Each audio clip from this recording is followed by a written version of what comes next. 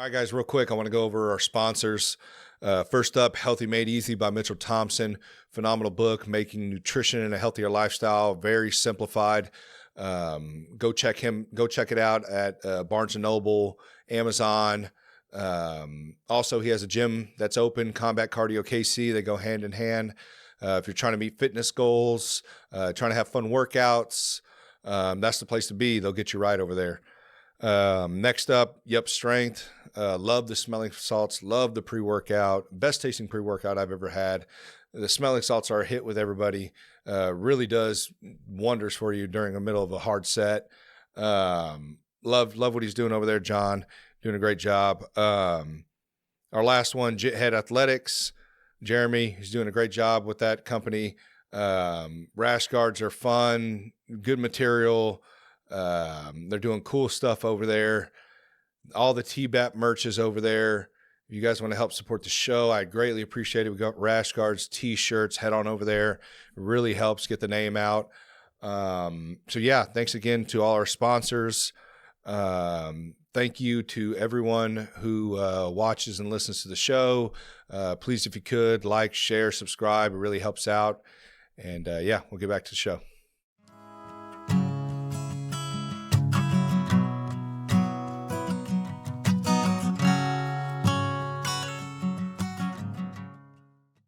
All right. Well, how's your day been so far? It's been pretty smooth. It's been pretty smooth. Yeah, how's I'm yours? enjoying the weather. I don't know about you guys, but I've been enjoying the weather. It's been great. And the extra daylight.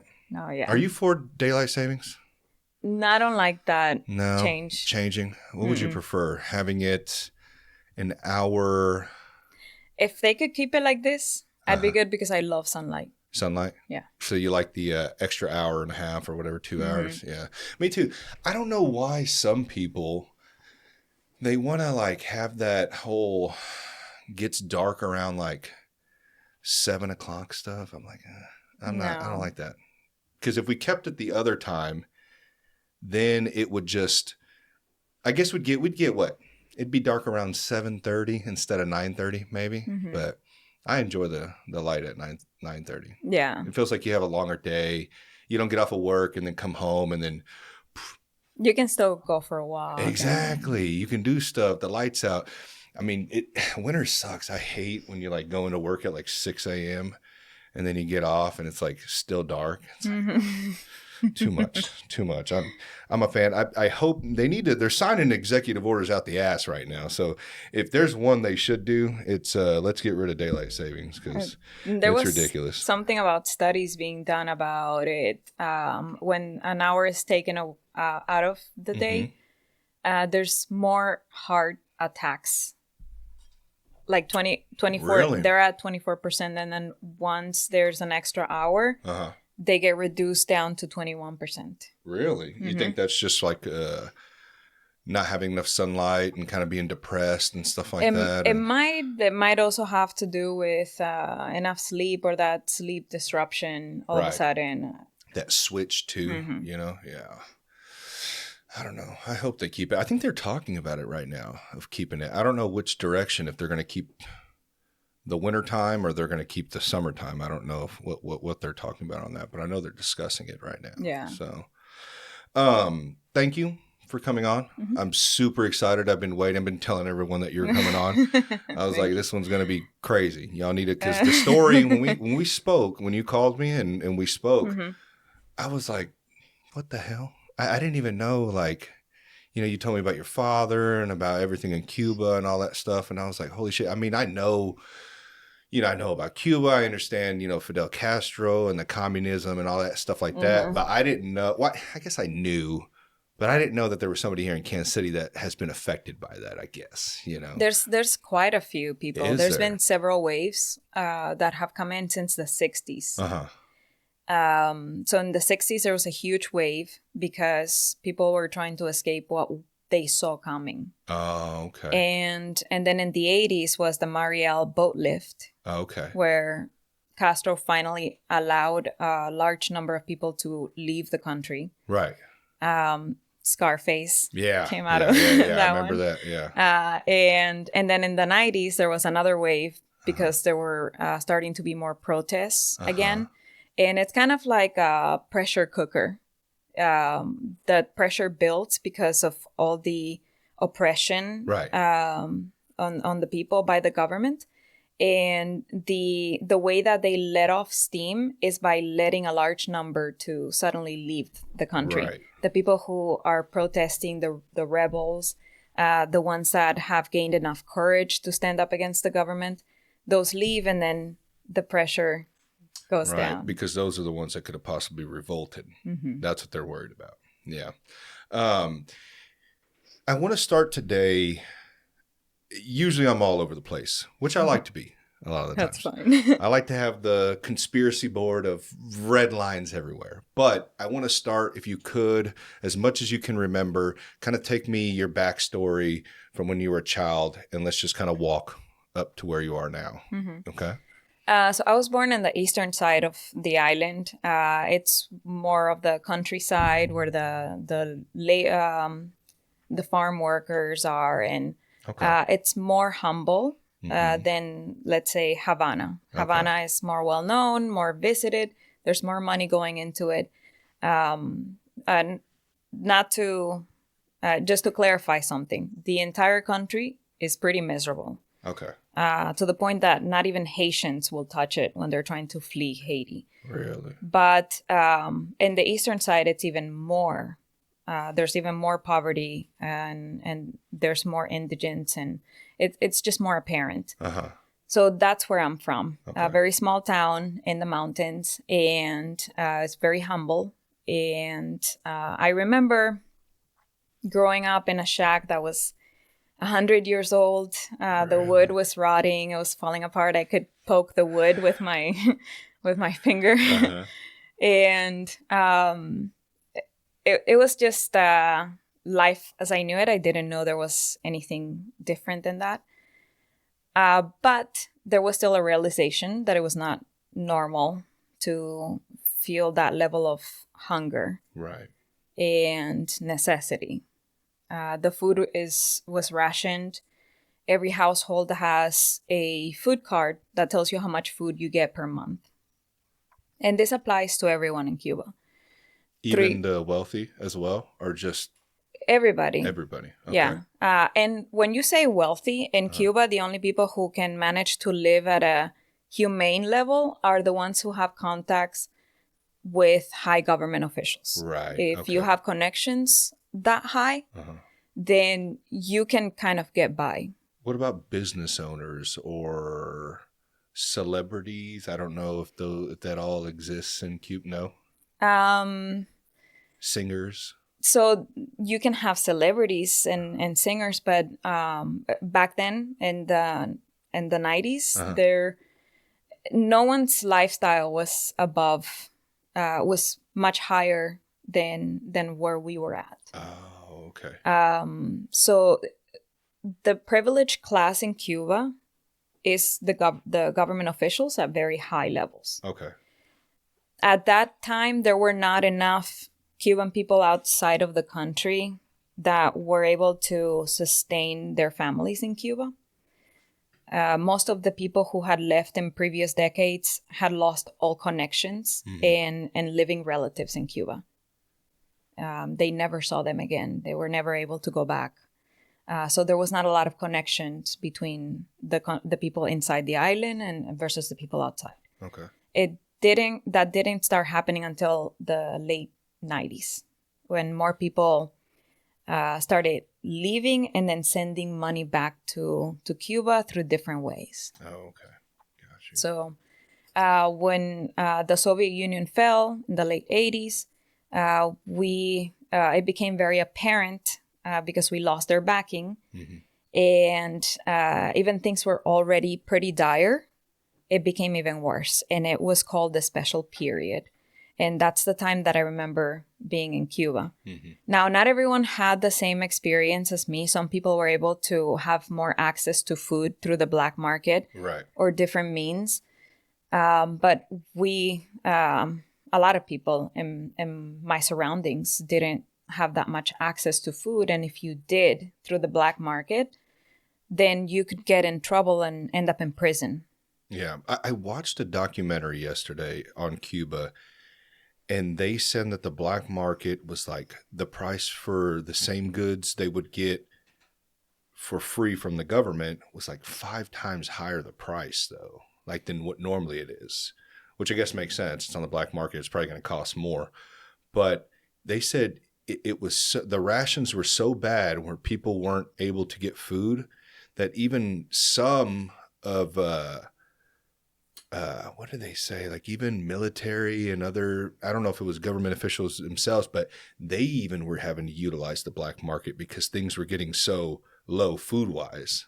So I mean that's crazy to me. I couldn't tell you if there was a Cuban is within the island that has not used the black market for something. Yeah, so everyone's got to use it at some point. For everything. Yeah. Materials, everything. Yeah. And the ration still costs something, but the black market costs a lot more. But do they get money from the government for those rations? Are they given or like a food stamp or something? Like how does that work? Virtually, there is no private sector, and you asked about this. Virtually, there's no private sector in Cuba. Everything is owned by the government. There's certain businesses that people are allowed to have. Yeah, I've seen that. Like it's very small, right? It's like maybe some small local shops. Yeah. Like being a vendor of or restaurant. Yeah. So what happens with all these businesses is that every month or every week, depending on the type of business, a government official shows up. There has to be extremely detailed documentation of everything that is being done in the business. And they take 70 to 80% of the earnings. 70 to 80? Yes. Oh, that's crazy. Socialism dictates that everyone is equal. The government, when you have a job, like if you become an engineer or a doctor or a lawyer, all of them get paid. Back then it was $10 a month. Now it's been bumped up to between 20 and $60 a month. And everything costs a lot more than the United States. So, yeah, I seen on that documentary, it said the average person gets like $15 a month. I don't. Things must be very cheap there, which in that documentary, it wasn't. No. I mean, they still said if you go to like an average restaurant, it still costs like $15 for a plate. It's like, well, there's your whole month spending right there, you know? And then all the cars, they're like 1950s Chevy Bel Airs and like all bunch of old cars, and they just put new engines in them and keep them like, I was like, man, that's crazy. Yeah. A lot of Cubans joke that we have the poverty of Haiti and the prices of Dubai. That's crazy. Yeah. So explain to me, I had a guy try to tell me that Cuba is not a communist country, and neither is China, and that communism isn't what they're saying it is, and socialism hasn't really been done properly, or communism has never been done properly, that there's a way to do it that would benefit people. But I always explain, well, if there is, then why isn't any countries doing it? And the ones who are, from what I hear, it's very terrible there, you know, even though they say that's not communism, that's something else. But everyone agrees that that's what a communist country looks like, is Cuba or China or wherever else, North Korea. I have yet to see a successful social system or socialist system, or a successful communist system. If their argument is that it has never been properly implemented, my question is, when have you seen just a small group of people make a system like that successful? I agree. The first ones to come from Europe to the United States tried that. The first groups of people, they tried that socialist system. Oh, did they? And it did not work. and they quickly had to shift, or they wouldn't survive, into each person can do their own thing. And that's the only way they became motivated enough to push forward and make the effort to succeed in their own corners, in their own space. Yeah, I don't know why people say that it could work, because we've already seen the style of government that we have now, let's say in the United States, and we're probably more free as any other country. I would say. I haven't been to them, but that's just what I'm going off of, what other people say. And we can see how corrupt that is. So now imagine a country that nothing is yours. Everything is theirs. You're just lucky that they're allowing you to live. And then to say, yeah, that they're not doing it right, but it could work if you did it this. It's like, no, what are you talking about? You have to completely ignore human nature in order to fantasize about something like that. Because what is human nature? And I have observed everything while in Cuba, what happens with a system like that, what it does to people. Yeah. So in a perfect ideal world, we would want the commonwealth of everyone around us. We would want everyone around us to be uplifted equally, right? Yeah. How many people do you know like that? Who want that? Yeah. I mean, I would hope a lot more people would want that. I mean, I would like everybody not rich, but to be healthy and have enough money to be able to enjoy their life. Yeah, I would like that. So there's good people in the world, but I would hope there's more good than bad. I like to think that. But there's human nature, and we're just our nature is just not great. So when you implement a system where everyone gets paid, whether it's $15 a month or $10,000 a month, right? But everyone gets paid equally. What motivates you to work harder or to innovate more? Right. Or to... Where's that competitive drive? Yeah. Where's the progress? Yeah. And if government is so big that they own everything, how much bureaucracy do you have to go through to get one thing done? I mean, we are already seeing it in the United States. Just go to the DMV. I tell people that all the time. I'm glad you said that. I tell people that all the time. I'm like, you want to see how slow government is? Walk into a DMV, which I will give them. They're getting a little better on by going online and doing stuff like that, which thank God it only took them. When did they implement that? 2022 maybe or some shit. Like it took them that long. But yeah, I don't understand that. It's like we all know when an organization becomes big, their whole point is to think, okay, how do we maintain this? And also, how do I get all my people into this? Your the people who are scratching your back, your nephew, your wife, whatever it is. We have to grow this and get bigger. I am not naive to think the United States would not go down the same route as Cuba if it wasn't for the constitutional rights that we have. It's in the nature, like you said, for human beings. It's in the nature for those type of organizations to want to grow, want to expand, want to continue more control, more power. That look at the people that are in those positions. That's their drive. You know, make more money, have more power, climb the. I guess we'll call it the corporate ladder because our government runs like a business already. And become more successful. And so, yeah, I wouldn't put it past, any government to go down the same route as Cuba, at what they have right now. That's kind of in their nature to do that, right? And I have witnessed firsthand what happens to people. So what has happened to society in Cuba is that They go to work, and the ones who still go to work, because if you walk around the streets in Cuba, most people are sitting in a park just checked out. Really? Yeah. Or because they really don't have to work, right?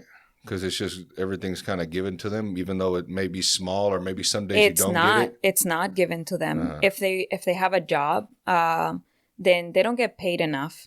Right now, there's thousands of people in Cuba who haven't been paid for several months because there's no money. There's no money, but the government just made a state-of-the-art tourist hotel in Havana, but there's no money to pay people. Wow. So as long as they're getting paid, that's all that matters. Yeah. Cuba has received several $1 billion for the infrastructure from China and Russia since 2015. And right now, because they have refused to put it back into the country, there's only electricity allotted for people one hour per day. And the rest of the time, they don't have electricity. Yeah. And they do this by region. So each region in Cuba gets 1 hour of electricity. Really? The money that they receive for infrastructure was specifically meant for the power plants. They didn't spend 1 cent on any of them. So you ask yourself, where does the money go? Oh, yeah, we're asking that question a lot right now, even in our own government. I don't know how people just blindly trust politicians. I mean, even me, being a libertarian, and one of the libertarians that shifted over this year in support of Donald Trump and his team, and not even necessarily Donald Trump and himself, the team that he put in place, who I wanted to see hopefully make some changes, which I think they've done pretty good jobs. There's some things I don't agree with. But yeah, I just don't see how you can just blindly trust people in those positions. It doesn't make any sense. And even in Cuba, I don't understand how they're to the point where you're saying they're checked out. How hasn't anybody kind of organized something to be able to rise up and kind of take their country back? I mean, I guess when you limit probably guns and, access to, I mean, I'm sure like what happened to your father, they become a threat to the government or whatever, and they lock you up and, it can scare people. Many people, this regime started extremely violent, and a lot of people don't realize this, but there were concentration camps in Cuba. Oh, really? A lot of religious people were put in the concentration camps. A lot of LGBTQ community were put in there. A lot of them.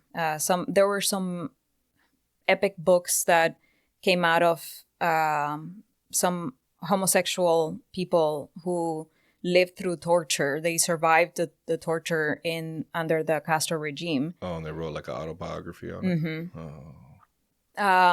Any opposition or anyone that was in any way related to the past regime. So just to give you some context, a lot of people think that Fidel Castro came in and just did away with racism and made everything better and gave people free health care. Cuba was one of the most integrated, racially integrated country in the Western Hemisphere. Really? We had one of the highest literacy rates, 80%. The United States was at 90, I believe, at the time. Our GDP per capita was only beat by the U.S.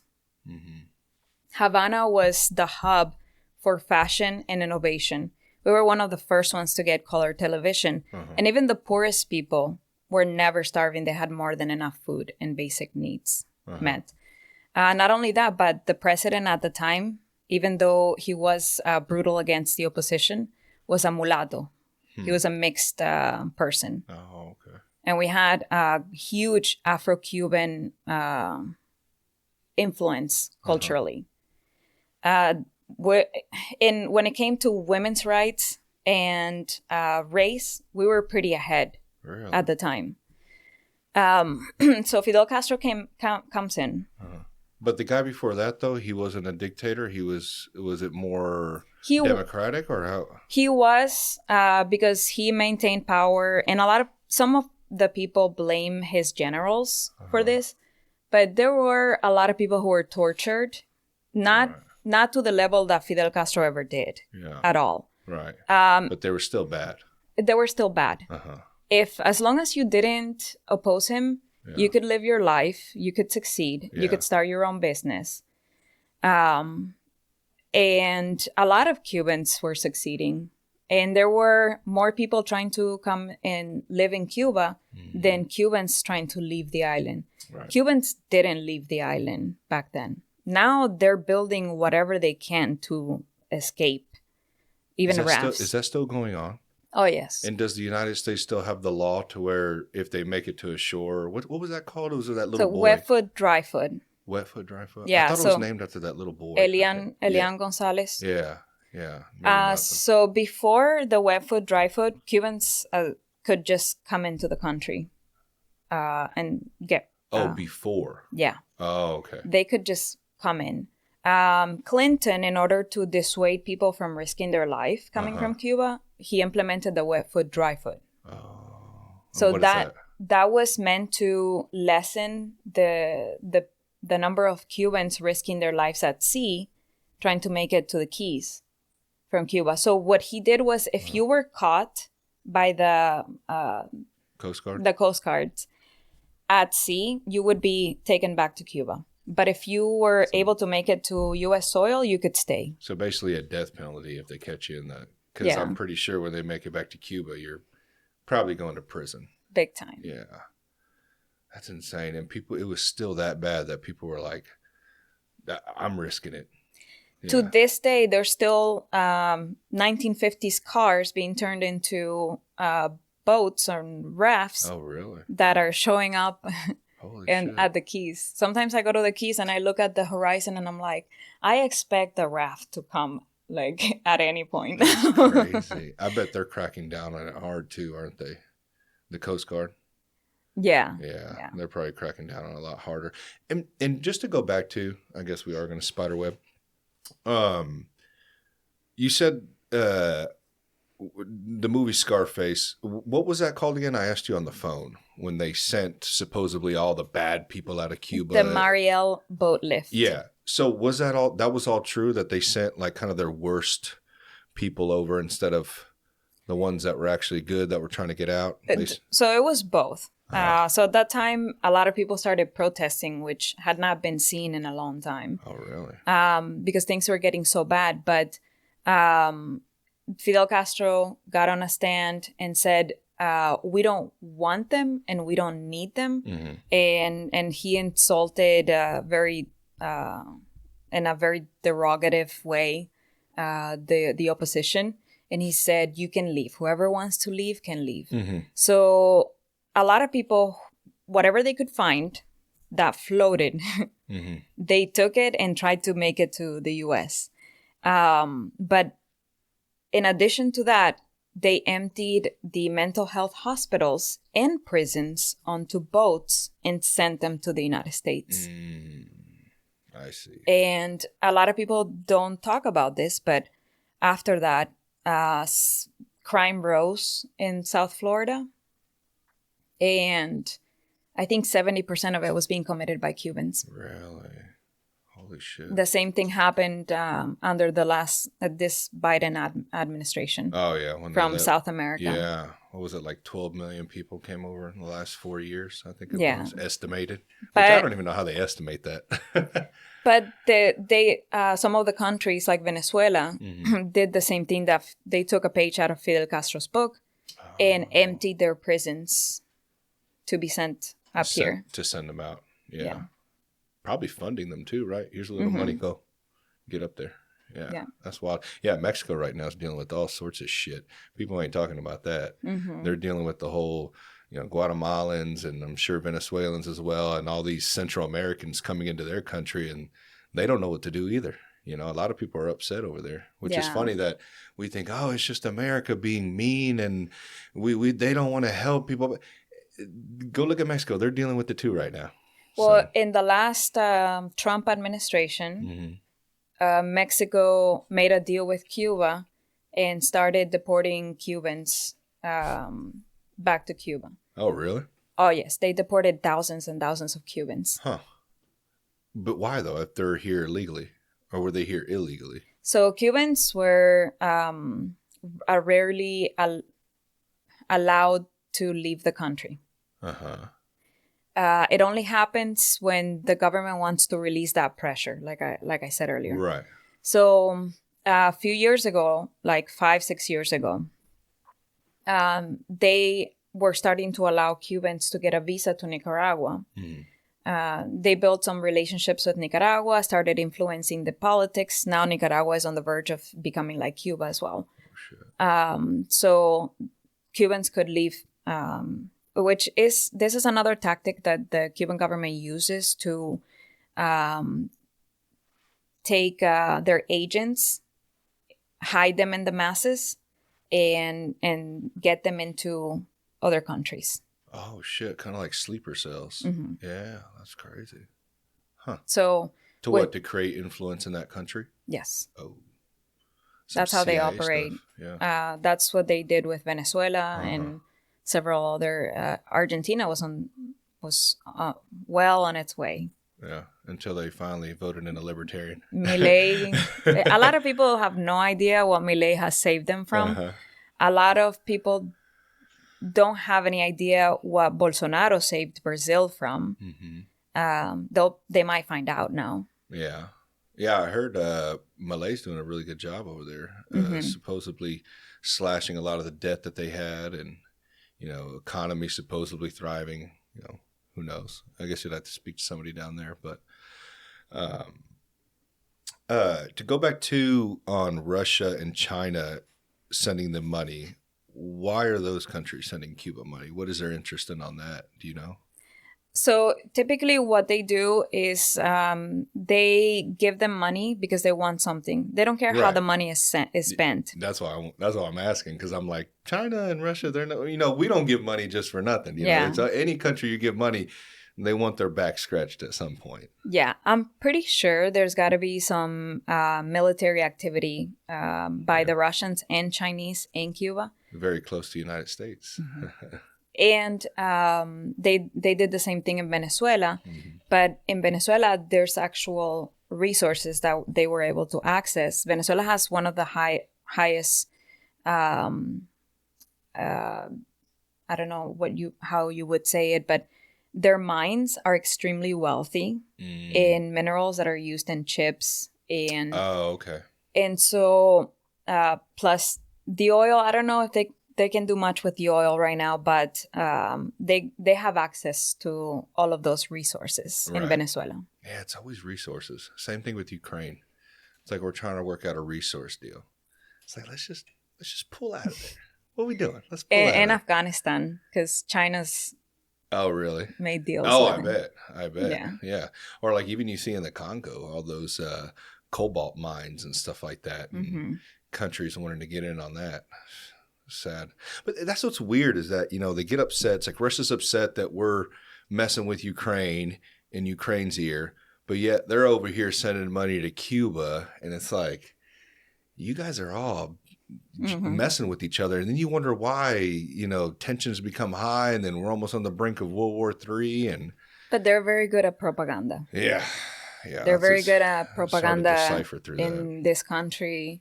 Everywhere. Yeah, you can never really know who's right, who's wrong. It's, that's what we were talking about earlier. It's like conspiracies are almost like the news 6 months prior to where the mainstream news gets a hold of it. So, yeah. I think, I could be wrong, but I think if most people took just a few, like 1 hour a day, maybe just 30 minutes a day, to read about the declassified documents on espionage between China, Russia, and Cuba, and the United States, I think they would open their eyes a little bit more. I feel like there's a level of naivete, is that how you say it, in this country. Like them being naive? Yeah. About how much other places really want the destruction of this country. Oh, they do. Like I have written down here, like Operation Northwoods. Those are proposed false flag attacks. I remember that one. The whole staging terrorist attacks in U.S. cities and blaming Cuba. CIA assassination plots against Fidel Castro because they were upset because that last guy you were talking about, we were the ones who put him in, supposedly in the United States. I don't know how true that is, but I did come across that. And the Bay of Pigs invasion. I mean, all these things were conspiracies at one point. U.S. biological attacks on Cuba. Supposedly, we sent in some African swine fever outbreak in 1971. I mean, these are all admitted conspiracies that we know now. But back then, it was like, you're crazy, you know. But just look at that right there. I mean, all this weird shit, the dung fever outbreak, and I mean, it's just U.S. economic warfare, the embargo and covert sabotage, Havana syndrome, U.S. intelligence cover-up. I mean, we're all just, you know, messing around in other people's countries and then, you know, acting as if, oh, we didn't do nothing. Yeah. Well, between the intelligence agencies in this country and all those other countries, there's been a lot of damage inflicted on the American people. Yeah. Yeah, it's crazy. So let's go back to what you were discussing, your childhood in the mountains. Let's shoot to you're in school now. You're getting older. How's school like? How is just normalcy of being a teenage girl in Cuba? So from the moment you start school, it's very legalistic. Your God is Fidel Castro and your religion is the revolution. Oh, shit. And so every morning you have to sing the hymn, recite some verses or whatever they want you to recite. And this starts as like when you're kindergarten, yes. We'll call it? Okay. Yes. Okay. And you're never supposed to say anything bad about the government. You're always supposed to praise them. Right. And it's very much more about indoctrination than anything else. Right. So there were no resources in my school. I was, just to give you an idea, I was given one pencil and it had to last 3 weeks to a month. Okay. And I had just a page or two that I could use per week. So that's why I say if someone wants to read, they don't need a whole building and electricity. Like they just need to sit under a tree and like start studying. Yeah. Because that's basically what we had. We had really old buildings, or there were houses actually made of wood that were falling apart. And barely any resources. And so that was school for me. And you weren't able to grow any food or have any animals or anything like that? There's a limit. There's a limit of animals you can have in your home. You can have up to 5 pigs and so many chickens. And if you have a cow that you've raised and you cannot kill it, you're not allowed to. If you kill it, you go to prison for 20 years. Oh, shit. You have to call the authorities. They have to witness you killing the cow.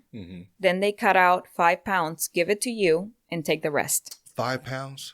Because of equality. If anybody's ever had carne asada, that ain't much food right there. 5 pounds? Holy shit. You know how many eggs per person there were on the ration card? 3 per month. 3 per month? 3 eggs? Damn, I eat 6 a day, dude. Jesus Christ. 3 to 5 pounds of rice and beans for the entire month for a family of 5. It was ridiculous. Oh my God. So the ration food, you had to purchase it. You had to buy it. It would last you, it was supposed to last you for a month. It would last you for a week. And then you had to buy the rest of the food in the black market. But if you were caught with more than 4 pounds of anything edible, you'd go to prison. Damn. So not only are they not giving you enough, they're not allowing you to get what you need. But how are they going to catch you? They out walking the streets? They do. They do. Really? I witnessed... Like military or police? Or? Police. Oh, okay. I witnessed a police confiscate some avocados in a bag from a really, really old, skinny man. I felt so bad for him. It's the kind of thing that makes you want to be violent. Oh, yeah. The type of abuse you see in these places. And my dad actually went to prison, to a labor prison, for having like 4 to 5 pounds of flour because I was craving a dish that we make in Cuba with flour. And they put him in prison for that? 3 months. Holy shit. And what is he, how was it? Did he ever tell you stories? Like of how it was in there? It was really, really terrible conditions. So you said it was a labor camp, right? Yes. So they're working the entire time? Yes. And they're working in swamps, and their feet would rot. Like all the prisoners' feet would rot while they were in there. And they don't get enough food. If you don't have someone outside of the prison that brings you food every month, you'll starve. The first thing that happens is you start going blind because of malnourishment. And then you just like break down completely. So a lot of Cuban prisoners are dying at this moment because of lack of food, because they may not have someone outside who can bring them food. This was the first time my dad went to prison. The second time it was for 4 years, and he was accused of rebellion against the government. And I did get to see that prison. I went to visit him, and I saw the prison. I saw the cells, and it was like a horror movie. What did they say he was being charged for? Rebellion against the government. I know. What evidence did they have on that? They had their witnesses. These witnesses claimed that he was saying bad things against the government. They probably did once they slipped him a $20 bill. I feel like, because that's crazy. Like, who's going around just narking on people? I mean, I guarantee you some of these people are probably getting paid. I mean, because think about it. Everybody's hurting. Everybody's hungry. You give them $5, they're probably going to be like, yeah, what's your father's name? Leonardo. Leonardo? Yeah, Leonardo's over there. He's starting a revolt, you know? Yeah. It doesn't even take $5. Things have gotten so bad, like an extra piece of bread will get you something. That's so horrible. And it's a unfortunate culture of prostitution that has been created by our government through starvation. If you starve the country, you control it. And the first thing that Fidel Castro did was, and several governments are taking a page out of this, pay attention to the world. The first thing he did was he allowed, once he took over, he allowed entire warehouses of food to rot. What? Once the crisis of the lack of food was acknowledged, of course, he doesn't take responsibility for it. He blames it on something else. And his solution is the ration card. Once the ration card was instituted, it never went away until recently. But it had to be like 65 years before. Really? Yeah, that's insane. And the only reason it went away is because the government no longer wanted the responsibility to provide for the people. That's wild. So help me understand then. They just came to your father. They took him out of your home, arrested him, and just said, "We view you as a threat. We're going to put you in prison." Did he have a court date? Did he have a? I mean, so I'll give you some background on him. My dad, he was a hippie, and that was anti-revolutionary, right? Because if the new Cuban man was a collar shirt, nice haircut, nice clean haircut, and always saying amazing things about the government. It's very legalistic, very much like a cultic religion. Yeah, we call those dorks here. And so my dad was kind of a hippie. He liked to read. Yeah. When he was young, by the way, all American literature and music was outlawed, and you could go to prison back in the day. In those times, my dad was able to get his hands on some American literature, Huckleberry Finn, some Mark Twain books. And that's a good book. I used to have that book. Yeah, he loved it. So he grew up like opening his mind a little bit more. And he always questioned, there has to be more and there has to be a better way to do it. Right. And because he would have those conversations with his friends since an early age, he started drawing too much attention. So when he was young, he would get exiled from our town by the authorities often.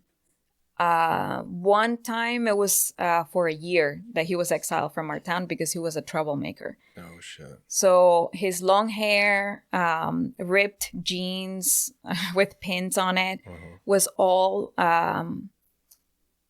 it was all rebellious. Right.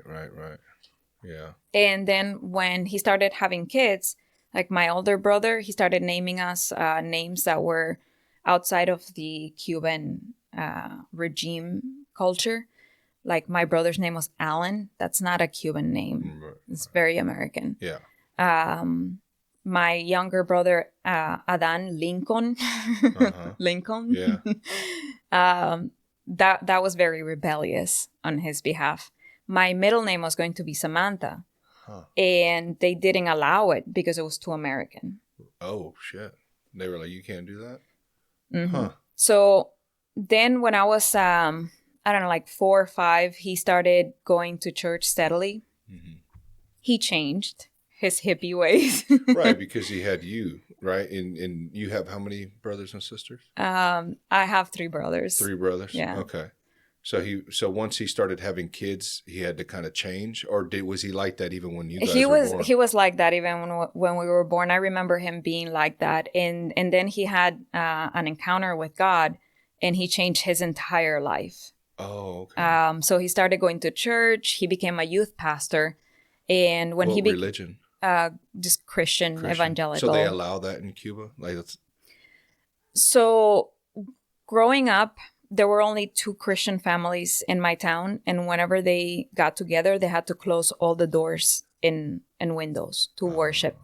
And the kids who were curious, their parents would be threatened that they would be pulled out of school and they would lose privileges. Yeah. In Cuba. Yeah, what privileges? If they didn't stay away from those families. So it was in the early 90s that we started to see a little bit more of like more people started learning about God, and it was something that was non-existent in Cuba, because when Fidel Castro took over, one of the first things he also did was close all the churches. And that's why a lot of religious people ended up in concentration camps. And the new religion had to be him. So the Catholic Church, the Vatican, started putting more pressure on the Cuban government to be more accepting of the religions. And so there was finally a church in my town. My dad became the youth pastor. They started preaching all over. Oh, so they allowed a church to come into your town? Eventually. Because the Vatican reached out and they were like, hey, would you allow that? There started to be more international pressure at that time. Oh, okay. Yeah. Not a lot of information was getting out of the country because Cuba was always very, very closed off. Right. So they could do whatever they want to people without any reproach. But more human rights organizations started becoming interested in what was going on in Cuba. Oh, okay. So because my dad's activity, where he was, the church was actually growing and my dad was preaching everywhere, and his history, his file, they started persecuting him more. They started coming to my house at late hours of the night, checking the entire house, making a mess, scaring us, and they would threaten my family. So every time I would hear an engine, we would be terrified because we knew what was coming, until one night they came and they did the same thing, but they took my dad that time. Really? And they detained him until he had his the beginning of his trials, but the trials never ended. So they did a couple of trials. No one was ever really, there was no real evidence. The lawyer at one point became very frustrated and said, the only evidence here is that this man is a Christian, and are we going to put him in jail over that? So they allow, even in a communist country like Cuba, for you to be represented by a lawyer to defend you? Yes, but it makes no difference. It's an illusion. It's Yes. to say, oh, well, we have a due process here. We have a justice system, but it doesn't matter. Yeah. And the charges, they're also so that they're on paper, so they can have a justification of like, oh, this is a criminal we're dealing with, Right. not a political prisoner. Right. So the charges was that my dad was gathering guns in the mountains to go against Fidel Castro. Oh, but they never found any guns. No. And so that's when he did, what, 4 years, you said? That's what led up to his 4-year sentence? Yes. And the only witness in the trial that was supposed to testify on behalf of my dad that lived in those areas where my dad preached was found hanging with barbed wire. Holy shit. Yeah, so he got whacked. That's crazy. So once they got rid of, there's nothing he could do after that, after the one witness. Yeah, so the trial was never finalized, but they took him to prison, and that was the end of it. Right. That was it. And that was it. And they gave him 4 years, or did they just? No. They just said, we'll release him whenever we're going to release him. Yeah, they threatened him to have him there for over 20 years. With no evidence. That's insane. That's thousands of Cuban prisoners today. Really? And so what you said you got to visit. Like, what is their day to day? I mean, I'm sure it's not like American prisons where they're just chilling in the cells watching TV. No. No. Have you ever watched The Count of Monte Cristo? That's a good movie. I recommend it. But yeah, I'll have to check it out. It's more like that.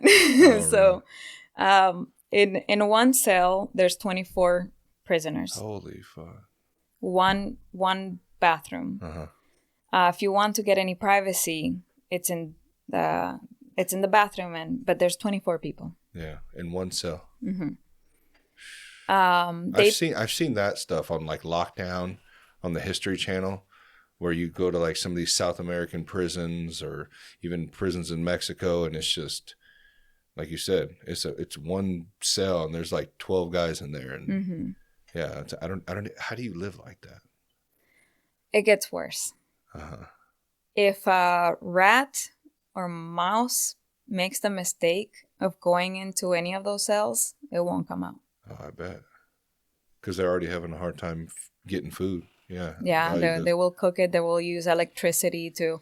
And this is another form of torture they use. In those prisons, the lights never go out. Oh, they stay on 24/7. And that's to mess with them. Yeah. So the rest of Cuba has no electricity, but they have electricity. Yeah, but they keep that on all the time, yeah.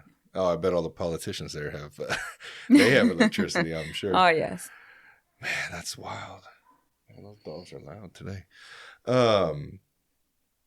Yeah, that's, I don't know how your father made it out of that. That's correct. 4 years, that's a long time, you know, which I guess we're leading up to. Let's discuss that, is how he was able to get out after enduring all that. At the second year mark, several high officials from the government came from Havana to the eastern side of the island. That's where he was.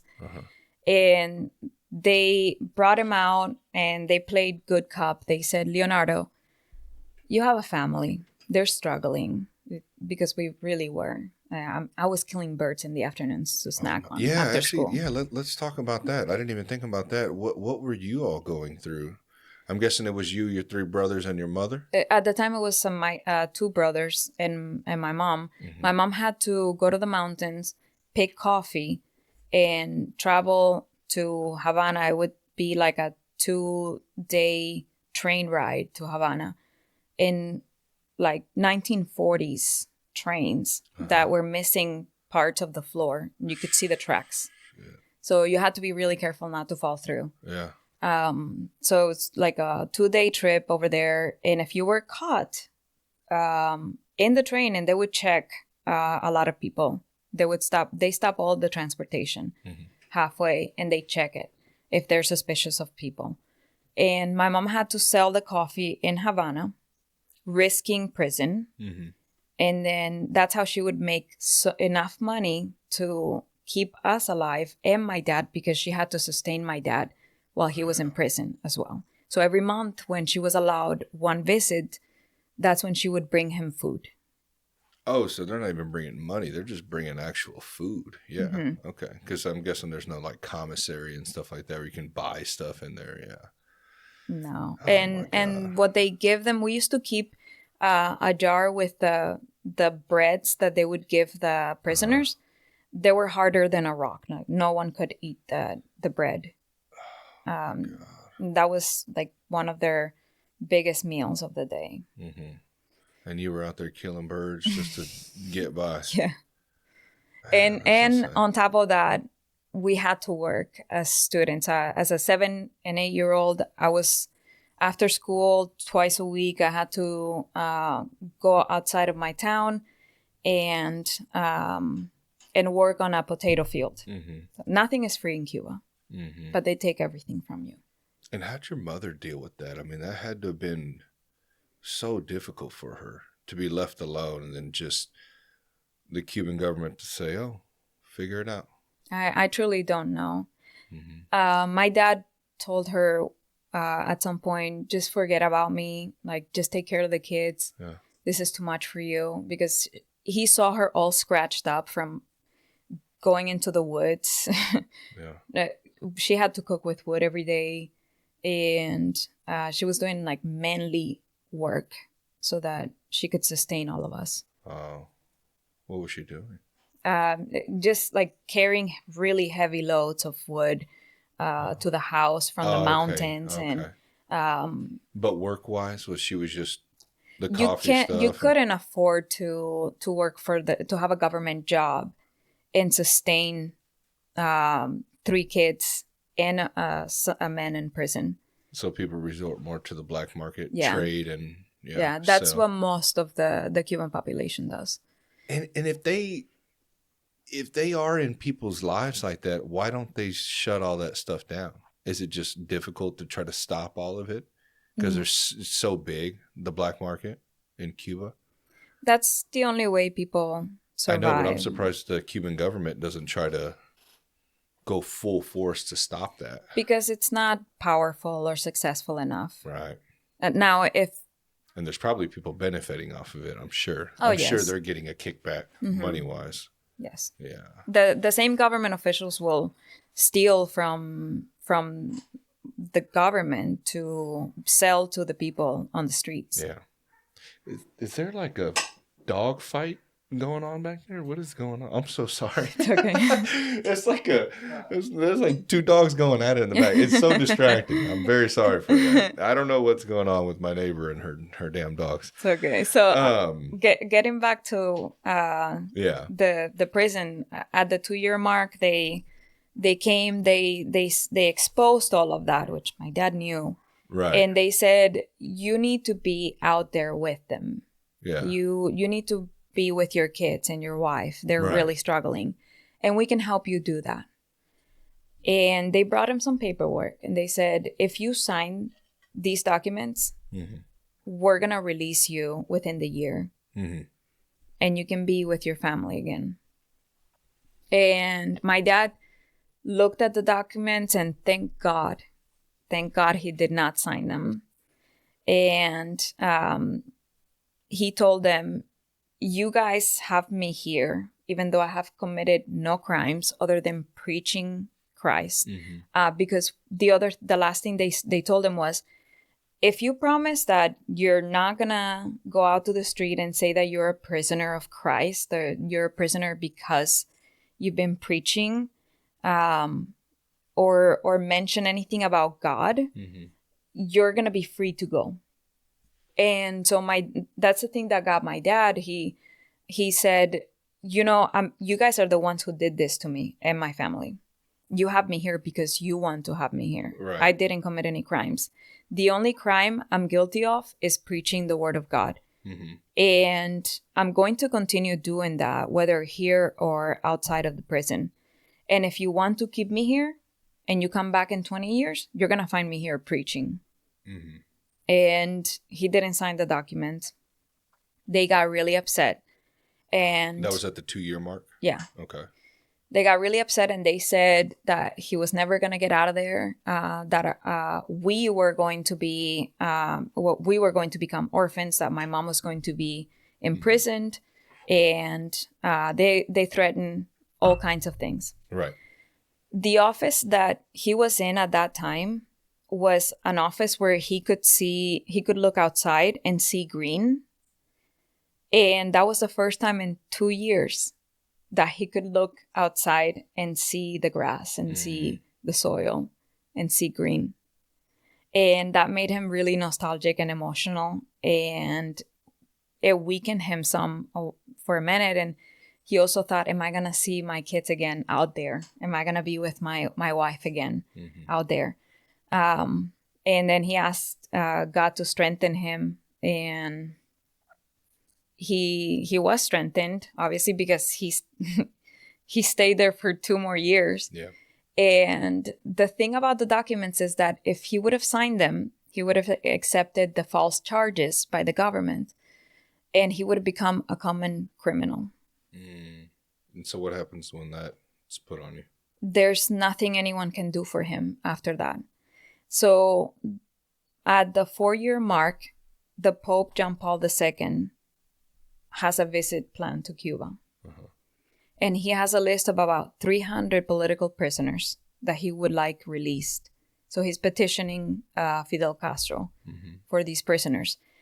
My mom had sneak information out from the prison about my dad and other political prisoners through some European embassies to human rights organizations. I was getting ready to ask, how did they get that information? So they kind of got a list of people's names, and they heard that they were being incarcerated by preaching the word of God. And then that's when they... And not just that, just for having a different opinion about the government, questioning things. I knew when I was 4 and 5 years old that there were things I couldn't say. Right. Or I would get my parents in trouble. Right. So there were several people throughout Cuba that did this, that would sneak information out. And that's how the Vatican got a hold of this list. Only 150 of them were released, and my dad was one of them. And the majority of them were not allowed to leave the prison to go out to Cuba. They were taken straight from the prison to the airport and exiled. Oh, really? My dad, thankfully, was allowed to come be with us. And he was being exiled. But he was one of the few that was able to go home and be with his family, like when he was released. Before he was exiled? Like, did he end up getting exiled? All of us did. All of you? Yeah. So they told everybody has to go. So in 98, in February, it was a Friday the 13th, he was released. So he was sent home that day. And then we were able to get all the paperwork to leave the country together as a family. And in September of the same year, the 28th, we were leaving Cuba. To the United States. Yeah, several countries gave us asylum, Canada included. But of course, we chose the United States. Yeah. And where did you guys go to first? Straight to Kansas City. Oh, really? Oh, okay. So you didn't, I figured Florida, usually the destination, Yeah. that Cubans you hear end up at. So why Kansas City? What a lot of people don't know is that Kansas City is a big resettlement city. So there's a lot of help for refugees and immigrants. I'm sure you've heard of Jewish Vocational Center services and Don Bosco. So back a few decades ago, when the Irish and the Italian were coming in waves, a lot of those nonprofits were established to help those immigrants. Wow, okay. A lot of it by the same immigrants, and so they remained, and a lot of them continue to help refugees to this day. That's pretty nice. And so do you know how many other Cubans came to Kansas City as well during that time? Or was it like, because I guess they had a choice of different countries to go to, so I'm sure others went to other places. Well, it was such a small number of prisoners. There wasn't a huge influx. I believe in the early 2000s is when more Cubans were starting to be able to find different ways to escape. But when your father was exiled, there was 150 of them, you said? I wonder, how many were there originally on the list? 300 that 300. They knew of. There's thousands. I wonder how they picked that. That's kind of odd. Those were just the ones that made it to them. Yeah. And did you said Pope, which Pope was John it? Paul II. John Paul II. So he went to Cuba in order to just talk with Fidel, or? It was the first time that someone like him was being allowed or invited into when Cuba. When did Fidel Castro die? 2000. Oh, okay. I don't know why I was thinking earlier than that. So he went down there, talked to Fidel Castro himself, negotiated. They got him, the 150 out. They said, though, but you're going to get exiled. But you said some of them didn't even get to go home to their families, right? They just sent them. They were so despised by the Cuban government, they didn't want them on the street. Oh, shit. I wonder what they did. And a lot of them can never go back. Well, most of them can never go back. My dad has never been back. So your father's still alive here in Kansas City? Yes. Okay. There's death threats. They've talked about him in the national television. His book, they've accused him of all kinds of insanities. Oh yeah, because you said he wrote an autobiography on what he went through, right? I'm going to have to get that book. What's that book called? Free Behind Bars. Free Behind Bars? Okay. And so, but he's not allowed, but you've been back, haven't you? Yes. Okay. And we've been harassed when I've been back. Oh, really? I wonder, what do they have, like a database? And they just know when you fly in, your name gets flagged, and then all of a sudden they're keeping eyes on you and messing with you? Huh. What do you deal with down there? Just people following you around and, talking shit? So what they did was they followed us from the airport. The car we were in was just someone from our town who had a car, went to pick us up. They gave him a ticket for having us in the car. It's like 700 Cuban pesos. So they're extorting you for money. So like several months. Yeah. So we paid it for him. We couldn't let him cover that.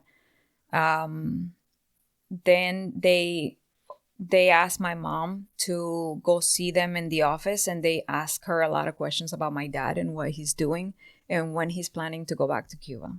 Oh no. But in that whole experience, like they're really good at trying to make you feel very small. So when they stopped the car, they didn't just stop the car. They started yelling and trying to intimidate and insult us out of nowhere.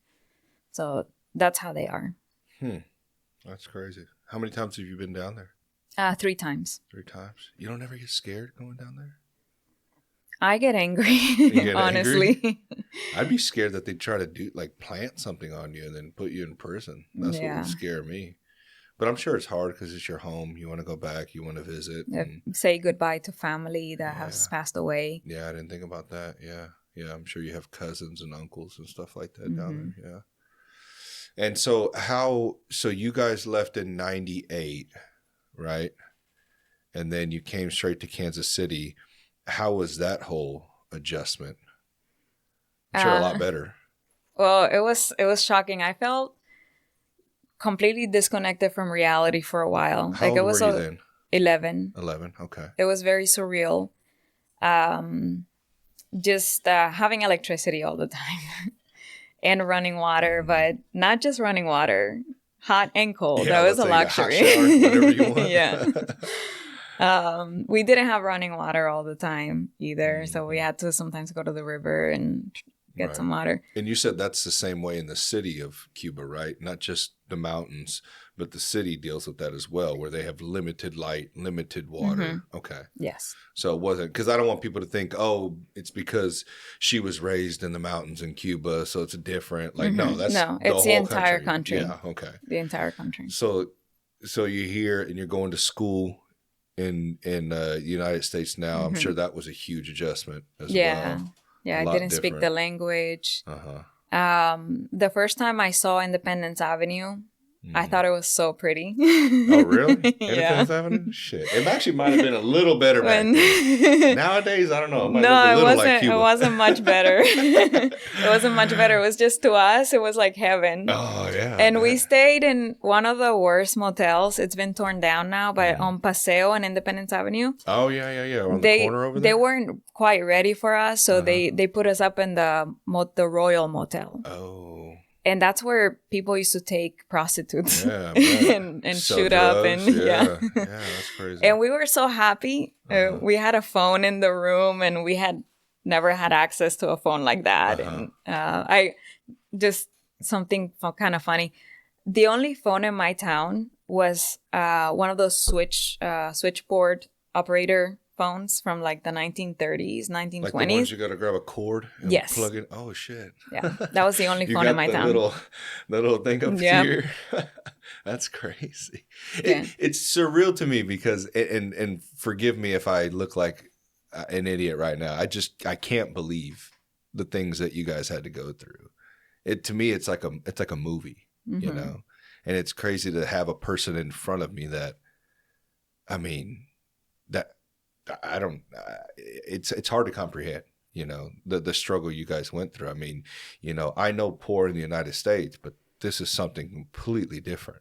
You know, there's no comparison. You know, the poor here in the United States are almost rich compared to Cuba. They are. They truly are. I tell my family in Cuba, if you're going to be homeless anywhere, be homeless in the United States. Yeah. United States is the only place where you're poor, but you're obese. And in Cuba, that's one weird thing about that documentary in Cuba. Not a lot of fat people. A lot of people skinny. But, you know, almost the opposite. They're starving. You know, it's insane. And healthcare. I really want to touch on healthcare because a lot of people, especially the people who are very socialist in this country, and if they lived in a true socialism, they would not be socialists. Yeah. One of the biggest things that they always bring up is healthcare. Yeah. Socialized healthcare. Yeah. In Cuba, healthcare barely exists. I was when I went to the hospital as a child, I'm still traumatized by whenever they gave me shots because it was with syringes that were like the glass syringes with the huge metal tip that was extremely wide. Yeah, the one that from gives you a scar. Like the 1920s or something like that. They're still reusing those things.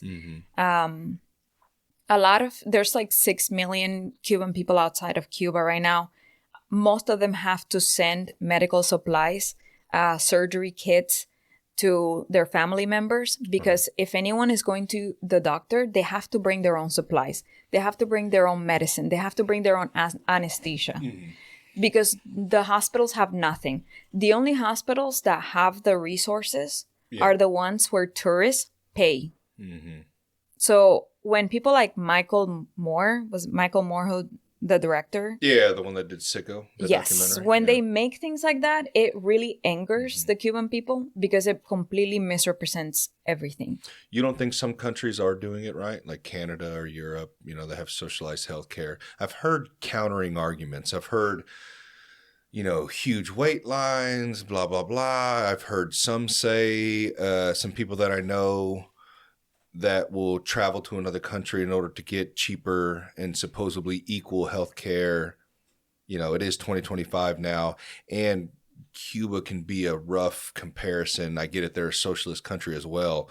So is Canada, you know, but I'm sure there's a lot of difference healthcare wise between the two.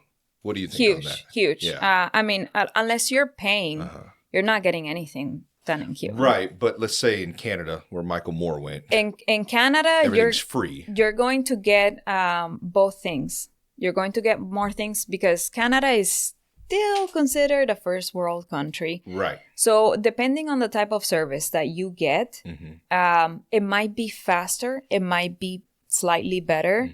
Cheaper, but then is it worth it? Is it worth it for all the people that are not getting their treatments in time, that are traveling to the U.S. to get healthcare in the U.S. Otherwise, they would die. So there is that issue then. See, and that's the thing, and that's what I'm trying to explain to people, because I'd be all for, and this is crazy for me to say this, and I've been going back and forth on this, but I would love everybody to have health care. I would love everybody to be taken care of. The shit we have in America isn't really working. The whole hospital in bed with insurance companies, in bed with big pharma and all this shit, it's not working, you know, and we see it. I mean, I pay, I don't know how much a month in insurance, and then I still have to come out of pocket hundreds of dollars, you know, when they say, oh, these stitches would cost 10 grand if you didn't have, you know, I'm exaggerating, but if you didn't have insurance, it would be this. I would prefer to have more of a free market when it comes to healthcare, eliminating all that and just basically not having, you know, the insurance thing. I go back and forth on that, but I would prefer to where I can just walk into a doctor's office and they're relying on sales instead of being in bed with insurance companies and, you know, big pharma and all that, to where they know I can charge them whatever I want because I'm going to charge the insurance company and they pay the insurance company. I would have preferred to just walk in and go, how much does it cost to put stitches in my hand? $300? Okay, $300. And then if they start being ridiculous going, hey, we're going to charge $1,000 for insurance. Well, or for stitches. Well, their sales are going to plummet and they're just going to go to, instead of Saint whatever's, they're going to go to this hospital because it's cheaper. I would prefer it to be like that. That's capitalism. Yes, it is. It is. And I'm for a free capitalist society, a free market. And I understand if we did that right now, ripping that Band-Aid off, a lot of people would be affected because, you know, the hospitals, I'm sure, are going to try to hold out. They're going to try to keep, you know, it's going to take a while for them to drop their prices. They're going to have to see sales plummet and people are going to die. People are going to get sick. I get that, you know, but there's a whole nother thing that goes behind that. The amount of regulation, the overly regulated things the over regulations that government does to companies in order for them to come up, you know, kind of creating these monopolies to where only certain individuals can have these companies, you know, and they're making it very difficult for people to be, to create businesses to be competitive, you know? So I understand that. Would I love for, you know, going back to that point, for everyone to have healthcare? Yes. My problem is when government's giving that to you and they have that power to be able to take that away or use that as a tool to be able to control you. That's where my problem comes into play. And I also, like we talked about earlier, the competitive drive of if everything's just on one line, you know what I mean? There's no way to grow, no way to succeed. You're just always going to be on one line. I feel like you're going to get stuck. You know what I mean? Like that's what drives things, is that competitive, that capitalistic side of things. That's what drives things. Now, I understand there's also some issues when it comes to that as well. I've talked about that before, but I don't feel like it works. You know what I mean? And I've heard varying arguments. I've heard it's great from some people. I've heard it's not so great from some. It's hard to understand, you know, but you would be the one that would know the most. You grew up in a country, even though, like you said, it's a little bit different, third world to first world. But I mean, you know. The problems in the United States are not one thing. Is at least in the healthcare side, it's like there's at least 100 different factors that are negatively affecting healthcare here. Right. Government incentives. The government most of the time incentivizes the complete wrong things, like the whole square foot of hospitals, so they can charge more. Oh, really? So there's a lot of useless space. So the bigger they are, the more they can charge? Yeah, and sometimes they're willing to build out their facilities, even if they're not going to use them, just so they can charge more. Yeah, it's worth it to them. So the government interference, regulations, Medicaid, litigation drives up the cost quite a bit because of all the legal demands and lawsuits. And so there's several different things that have become a problem here. And we've seen in that documentary from Michael Moore, that Sicko documentary, I mean, he explained a lot of this. Well, not saying that documentary wasn't biased. It was very biased. But I did like how they kind of expose in the United States that corruption that's going on in the healthcare field. Yeah, for sure. How do things like that happen? Well, big enough government allows it. Right. You get enough corrupt people in government, more departments, more regulations, more policies. You get a lot more of things like that. Right. And to think that they're going to use our taxpayer dollars wisely, they don't. So how do we expect? I mean, we're seeing all this them exposing, through Doge and everything right now of our funds not being used in what they said they were going to use them for. All these NGOs and, we're sending money to all these different countries. I don't understand why we think that if we give them more, they're going to give us more. It just doesn't, it's not, no one's doing that. No, I don't think any country we could say right now is actually doing that, The only, I think the only countries, there's at least a couple in Europe that where we can look at their healthcare and be like, oh, they really have a good thing going. Yeah, Michael Moore went to one where he asked for the prescription, and he goes, "This is I'll throw out $7," and he's like, "Yeah," and he's like, "That's all it is, just $7 for that. And it doesn't matter how much I need; it's just $7 every time." And he's like, "Yeah." I don't know how that works. I don't get that. So but, typically, there's a couple of things that happens in those countries where there's actual good healthcare for the people. Is when you look at the market, it's very free, and government is not restricting it. Oh, really? In Europe? Yeah. Oh, so okay. they can manage to tax a lot because people are making a lot, and then a lot of the funds can go into things like education and healthcare. But a lot of those countries also don't have to fund their own military because the U.S. takes care of it. Oh, yeah. So there's a lot of factors that go into it. And that's the hard part that I'm having to deal with right now. I have been diving into this shit for like the last, 10 years, and I still can't wrap my head around everything. So how do you expect the common, normal person that's watching CNN or Fox News be able to interpret this stuff? They don't. That's why they stay fighting about the same stupid shit all the time. One side's immigration, one side's LGBTQ shit. It's like, you guys are talking about small things right now. It's such a larger, we have so many larger issues, and there's so many of them. So how are we supposed to be able to get everybody to understand that? It's like, I don't think it's possible. It'd have to be a full-time job for somebody to be able to understand all that. So, it really would be. Yeah, I don't know. But healthcare wise, I don't know. I've heard both sides. Like I said, I don't know which one would work. I would prefer just keeping it, going the capitalism route and just letting people, you go to a hospital and you pay whatever it is. That's my thing. You save money on the back end, insurance wise, and hopefully we start decreasing taxes, give more money to people. But I don't know.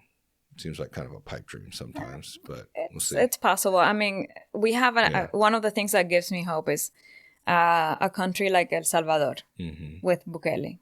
Bukele has performed miracles in that country. Really? Who would have ever thought that El Salvador would go from one of the most dangerous countries in the world to one of the safest? Oh, yeah. He created that max security prison, right? Started locking up all the MS-13 gang members. Yeah. But Singapore also had the same thing. Singapore has no resources to speak of, and they became a huge economic financial hub. Right. And it was all because of the free market and keeping crime out of the streets. What do you think the United States needs to do? I think the United States needs to at least get kind of close to what those countries are doing. Set examples for criminals. Because, I don't know, and Kansas City is a perfect example of this. We have prosecutors that are not prosecuting. And we're setting an example for the younger generations that, for everyone really, but the younger generations that they can commit crimes and get away with it or get a slap on the wrist and it's fine. Right. So once you set an example, everybody else will get in line. Yeah, it's weird that we focus on more of drug-related crimes instead of violent crimes or, other crimes that we should be going after. It's like you catch somebody with drugs, it's like that's what they want to go after. They want to start locking up people for that. You know what I mean? Like, I don't get. It's like when you had weed, you'd go to what are we talking about here? But yet you're seeing in the states like California and stuff like that, and they're just robbing people, and it's okay as long as it's not over. I know they changed that. What was it, last year or whatever? But it's okay as long as it's not over $800. It's fine. I don't understand that. I can't wrap that around my mind. How that.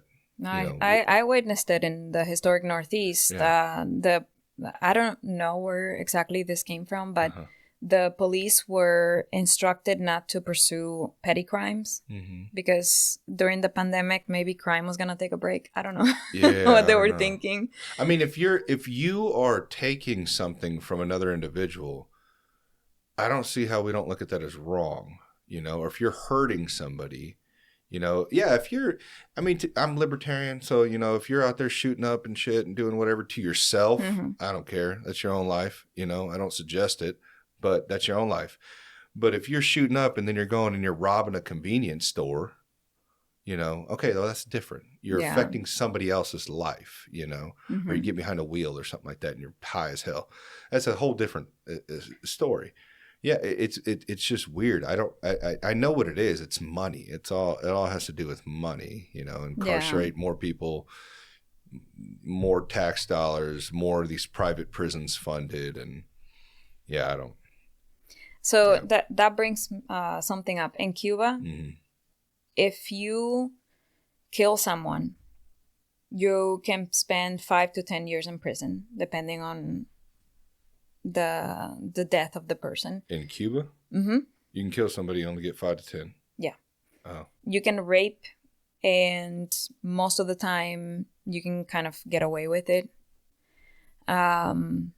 So the police are not as interested in crimes as they are in protecting the government's property and government goods. Yeah, that's insane.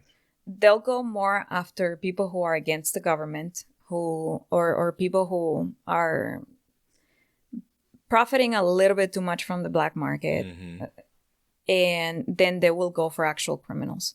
So there's a lot of crime in Cuba. Completely out of control, as long as you don't mess with the government. Now, everyone is afraid of the government. Right. There's been a fear that has been instilled in people since an early age. It's been very effective. And this started in the 60s when, as soon as Fidel Castro came in, he started taking all the kids away from their parents.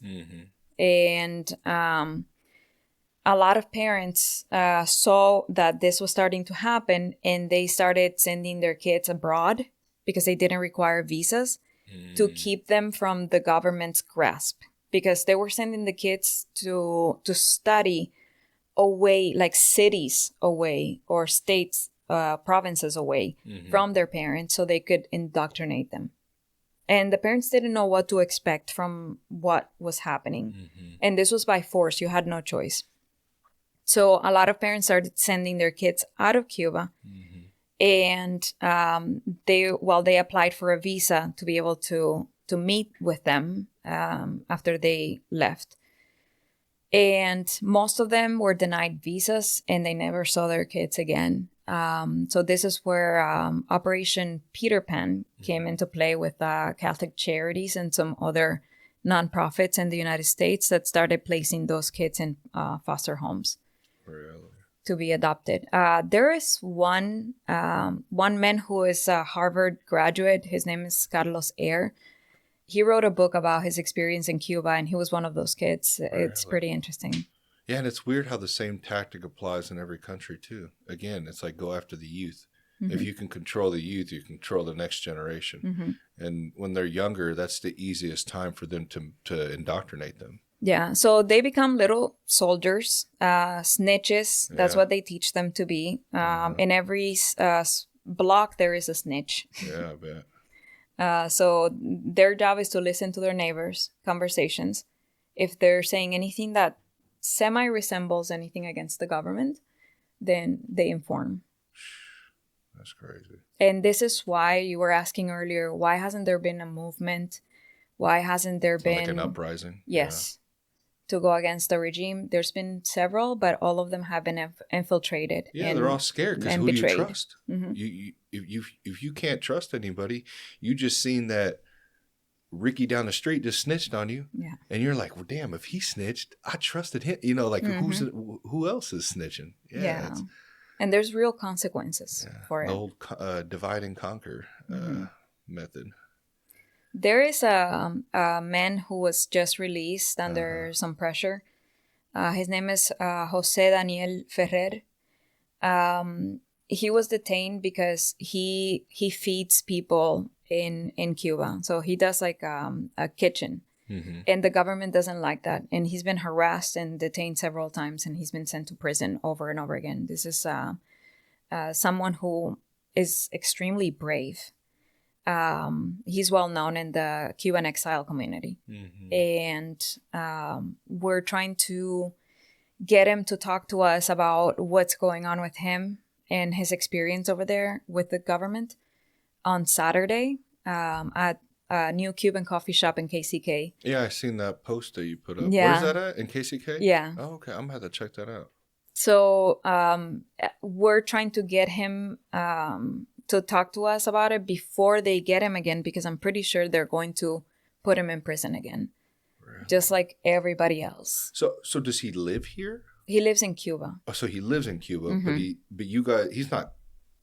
He has chosen. Okay. So he has chosen to stay in Cuba so that he can make a stand, but a peaceful stand. Okay. And what he does is he feeds people. There's lines outside his house.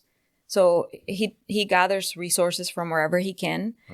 He works with some of the organizations here, and they send resources so that he can feed people that are in great need over there. Okay. Because people are starving everywhere. Yeah. He's just trying to help.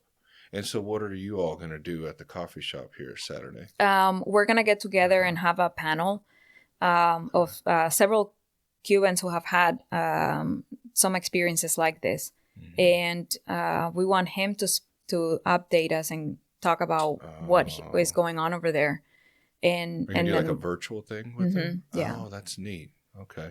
Unfortunately, this will be released on Monday, so I won't have it out before then, but I'll definitely share that because that's really neat that you guys are doing that for him. Yeah.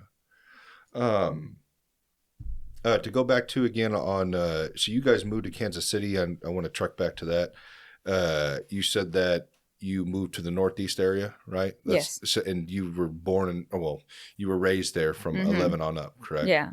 And you're still, I'm still there. Yeah, still there now. So you've seen a lot of the changes over the years as well, but nothing compared to where you came from. So, you know, what I say is that there's no way that I can ever get depressed because I've already lived through the worst. Right. But you have seen the kind of the decline over in that area as well, I'm sure, like how bad it's getting. Just me too, you know, like I know a lot of people that grew up down there. I've been down there, since I was, 15, 14 years old, I think, when I first started going down there. Actually, maybe even younger. I had a cousin that grew up there, my cousin Angel. And I remember going to spend the night down there when I was a kid at his house. It was just a lot different back then, you know, and it's gotten very bad. You know, we talk about Independence Avenue. It's like the Walking Dead down Independence Avenue. Yeah. So 26 years ago when I came, there were maybe like 3-4 constant homeless people around the avenue and a few other places. But now this is starting to look like a third world. Yeah. It really is. What do you think is contributing to that?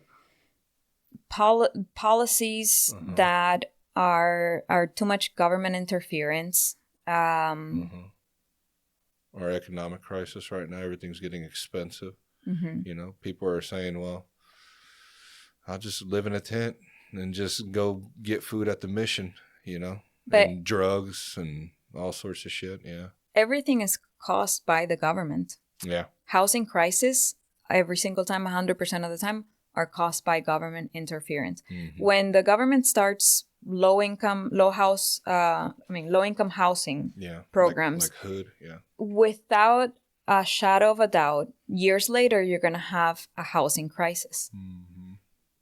Yeah, especially those programs too, where they're like, hey, we're not going to give you an avenue to succeed, but if you stay below this threshold, we'll take care of you. Don't worry about it. So how do you ever come out of that? I don't get that.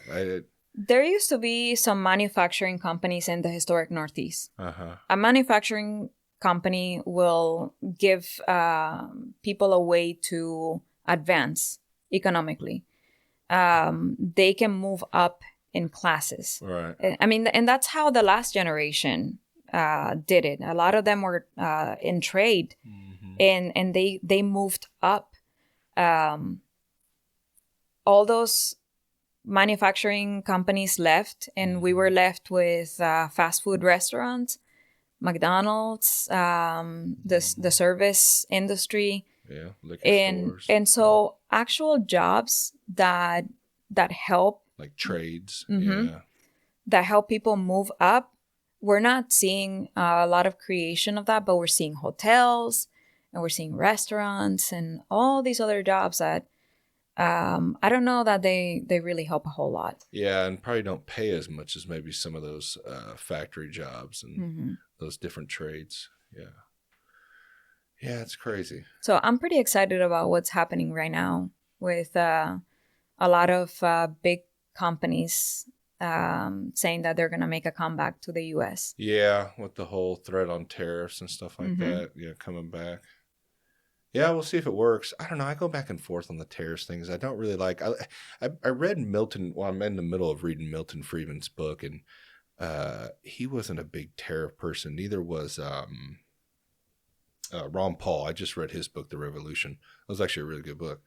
And I understand how that could be a hindrance. I know why they're doing it right now. It's more of a threat in order to try to bring people back.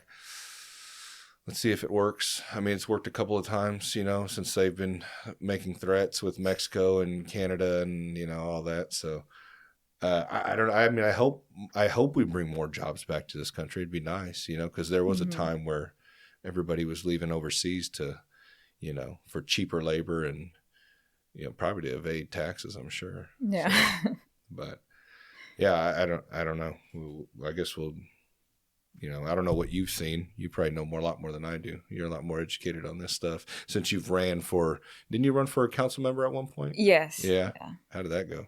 It was fun. I mean, I had fun.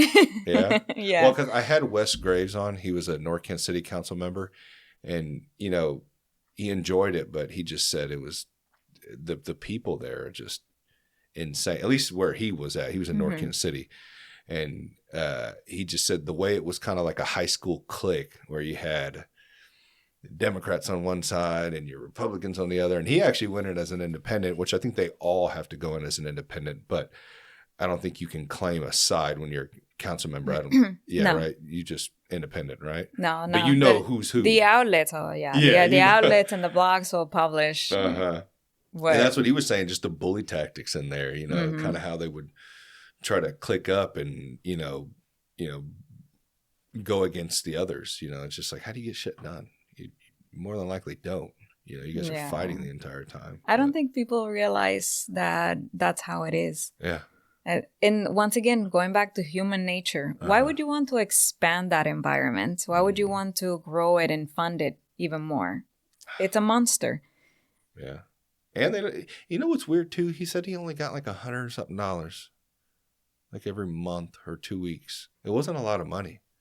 So in order to do that job, you have to make good money outside of work to be able to fund you go, because he said it. I mean, it's a lot of hours. I'm sure that you have to, sit there and go over and review stuff and listen to people at the hearings and stuff like that. And for that much money, I wonder what type of people they're getting in there. Yeah, more of a people getting in to try to network and move up the ladder and make connections and more of a. I'm not gonna say all of them. I'm sure there's some good people for sure, but how does it benefit me? That's what they're thinking a lot of times. I feel like some of them in there.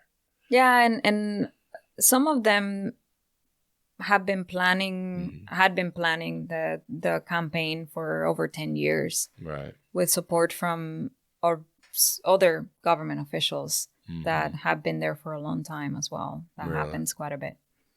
Yeah, and I'm sure a lot of people are placed in there, by certain individuals. Oh, yes. Let's take a break real quick, and we'll hop back into this, and we'll wrap it up. Okay. Okay. All right. So I don't know. It's insane, but where did we leave off at, Dom? Do you remember? Fuck. It's one of those. It's one of those. I'm trying to think. Normally, I'm good at remembering where you guys left off. Normal? But this is the longest break we've taken. Oh, yeah, we have taken actually quite a bit of a break. So I know, like, when I start on one subject, there's just so much in one thing that, like, leads to everything else. It's okay, though. We're going to have you on again, so it doesn't matter. I know there's so much. That's what I try to tell people. I'm like, if we were to sit here, me and Blake Wharton, we did the post-election podcast after Trump got elected. We were here for 4 hours and still only covered the surface. So, like, these conversations, it's going to take multiple times. So you're welcome to come on back whenever you would like. Thank you. I think one thing that at some point that we should definitely talk about is the embargo or the blockade. People talk about a lot. They said that Trump did that in 2017, didn't he? Well, from the 60s. Oh, okay. A lot of the socialist narrative is that the reason why Cuba is the way it is because of the embargo. Yeah, because in that documentary yesterday, here, hold on, are we back rolling? All right. You got record on the recorder too? Yep. Good? Okay. Good. All right, we're back.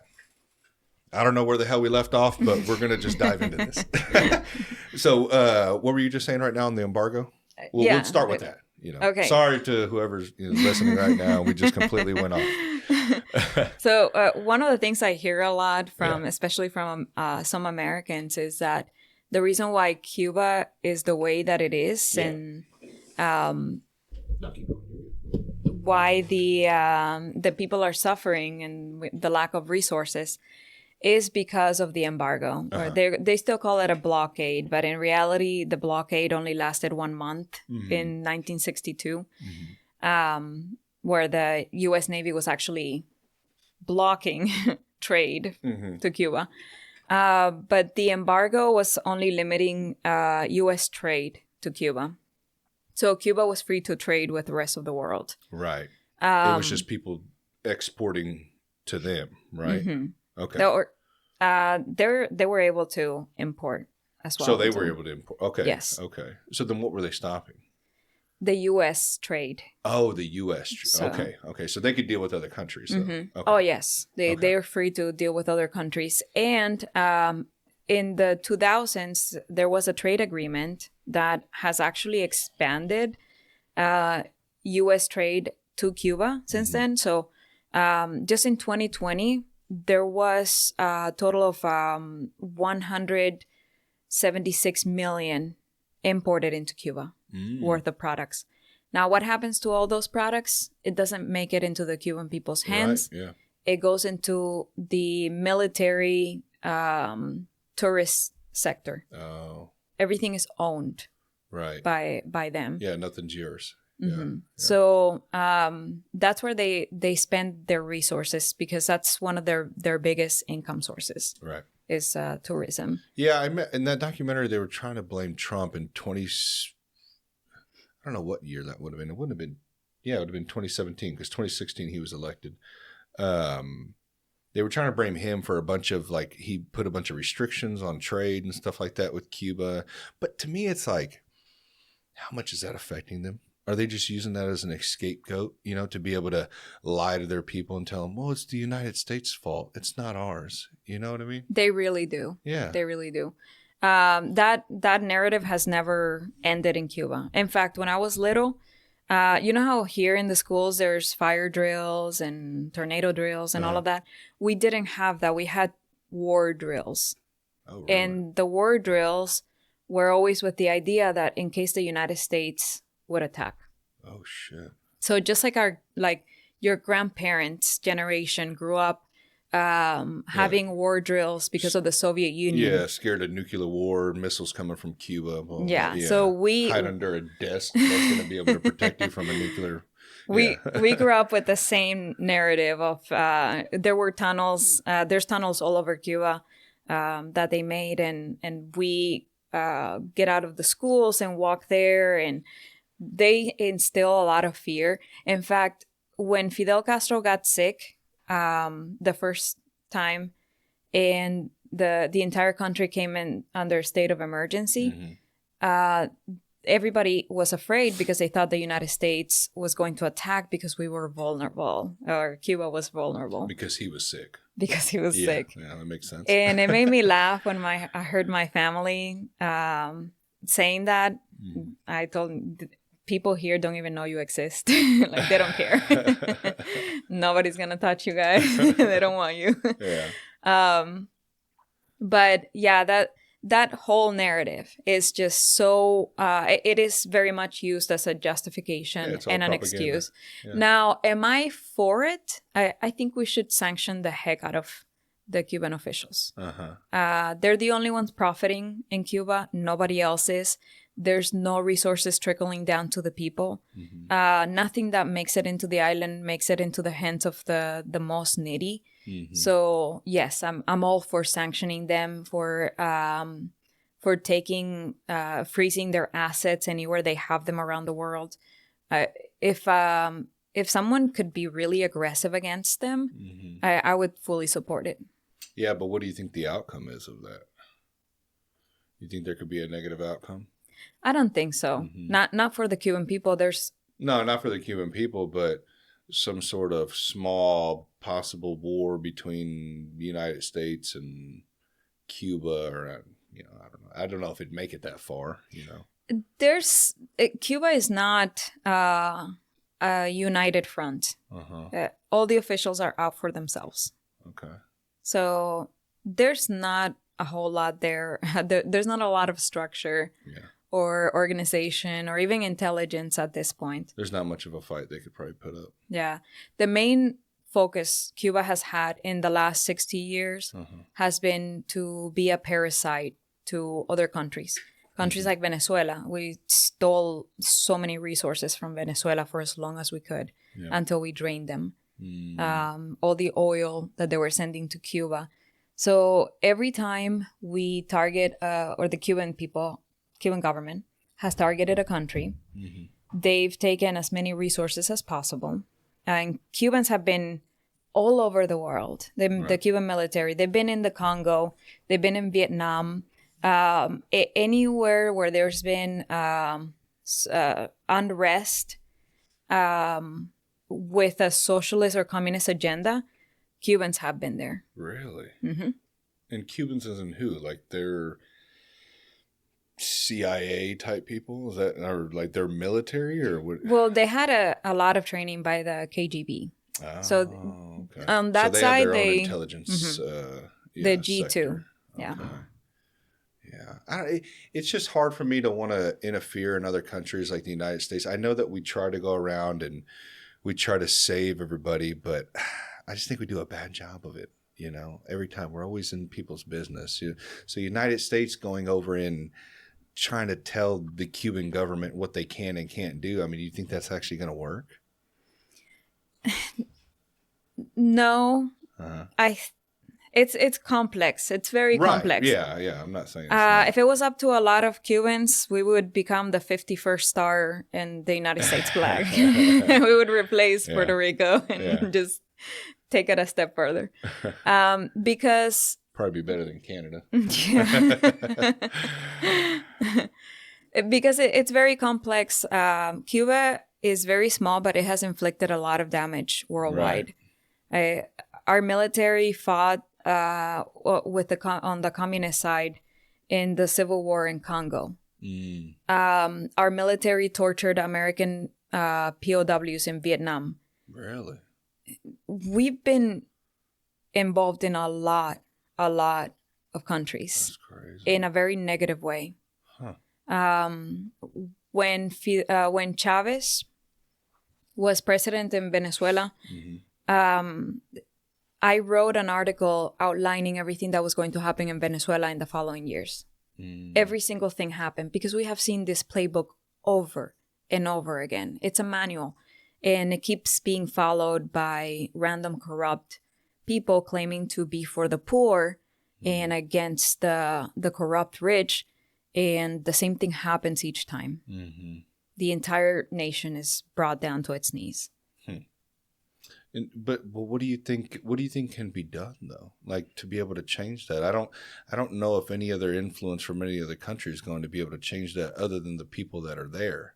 And unfortunately, they're kind of almost handicapped to the point where they can't do anything. You know, even though there's more than government officials, I'm sure. I'm not saying it would be pretty, but at some point, you kind of got to go, is this worth living this way? But I guess they probably make it to where it's not great, but it's just enough to get by, you know, to where they won't revolt, you know, but they're not comfortable enough. Like, you know. Food is a great way to control people. Right. It really is. Yeah, but they're not doing a very good job of that. I mean, there's, like in that documentary I told you I watched, it's like sometimes they would show up and they wouldn't have shit. And you're just not going to eat. So, I mean, it's not like they're feeding them very well. You know, you'd think at some point they'd be upset and lead something. But like you said, there's a snitch on every corner. You have no strength when you're that hungry. Your only focus is where are you getting your next meal. You're not focused on politics. You're not focused on. You come down to the most raw. Survival mode, and then you forget about everybody else. Right. And it's survival of the fittest. And I saw this in lines, like the Soviet Union lines for food. I saw this in Cuba. There is a line for everything you're gonna buy, and it runs out, and then half of the line doesn't get it. Yeah. And it's the only thing you can eat. It's not pretty. They were fighting and stuff like that with each other. I mean, you got normal people that really, they're not enemies. The government is, but they're so hungry and poor that now they're fighting over who was in line first and who was in, you know, like some of them were having to stay in line a whole day. They were in line the day before just to be able to get something the next day. That's happening today in Cuba. Yeah. And I have seen family members stab each other over things like that. I saw a lot of violence in Cuba. Oh, I bet. I'm sure it's out of control. I mean, you know, that's where a lot of it derives from is poverty, violence, and crime. And, you know, you don't really, do you have another choice? Yeah. But that is where the control is. Precisely there. You get people to that state, and then sometimes you give them a little more, but you keep them there. You have to keep them at that level. Right. So they can stay focused on that. Right. Yeah. I don't know. That's crazy. We were discussing off air too, your political leanings. So you're conservative, you identify as libertarian, right? How is that? We get shit on all the time for being libertarian. I imagine you deal with the same thing. You know, I get told all the time that we don't have a realistic view on life, which is crazy to me because I tell people, I'm like, so you're telling me that I have seen the right and the left since I was born, and this has been going on since, you know, what did we talk about, decades earlier? And we haven't seen much positive come out of this. But you're telling me we've never had a libertarian president, never had anyone remotely into a powerful position like that. But my idea on philosophy is not realistic. How can you say that? Because I want small government. I want big government out of our lives and stop trying to dictate and control everything. I don't understand why people think that. It's the closest thing to the idea the founders had when they were writing the Constitution. I completely agree. Yeah. We've seen what's happened as it's gotten bigger and bigger and bigger, more taxes, more regulations, more control, more divide. So why wouldn't the answer to be cut it in half? Well, to me, cut it even smaller than that. But because it's not like you're not going to have anything. Milton Friedman talked about on one of these videos I was watching. He was like, well, what would happen, if we didn't have the FDA or all these other alphabet agencies? He's like, well, things in a capitalistic society, things rely on sales. So if a product is killing people, sales are going to plummet, and you don't, I don't understand why you need an organization to be able to yeah, we would like to prevent that. We would love for the FDA to prevent that. But do we see that? No. The FDA just last year said that eggs are healthy. That's 2020. How long? I think we've known that for a while now, Yeah. So if you're waiting on a government agency to be able to tell you whether or not something's healthy or is going to kill you, the FDA doesn't have the greatest reputation, So my thing is like this whole safety net, this whole nerfing of the world, that's not realistic, for you to actually believe in that. It's not realistic. I'd love to believe that we would give our money to an organization that's going to take care of us and it's going to protect us and be for our well-being. But I haven't seen that. When I process something like that, what I have found out is, once again, human nature. All right. Sometimes we want to be devoid of personal responsibility. And I think the not wanting to take personal responsibility drives a lot of people into that mentality where they justify trusting some random person in another state to dictate the way that they raise their kids and the way that they eat and the way that they do everything. And that's, to me, that is at the core. That and jealousy is at the core of the communist model. Marx never did anything productive with his life. He lived off of the women in his life, his wife and his mother. He never did anything that was noteworthy. He just had ideas, and I think a lot of those ideas came from jealousy, envy, and lack of personal responsibility. I mean, who would you rather take advice from? Someone who is doing something amazing with their life, or someone who's just sitting at home doing nothing and complaining? So those are things that I really like to sit down and analyze, because I like to question myself. Why am I doing something? Why am I thinking this way? And that's the same way I question politicians. And that's the same way that I question any idea. And I think it truly is that a lot of people don't want to take personal responsibility and they're willing to compromise their freedom for it. Yeah. Yeah. And we were discussing off air that you had ran for a city council member, right? Where did you run? 4th district at large. 4th district. Okay. What county is that?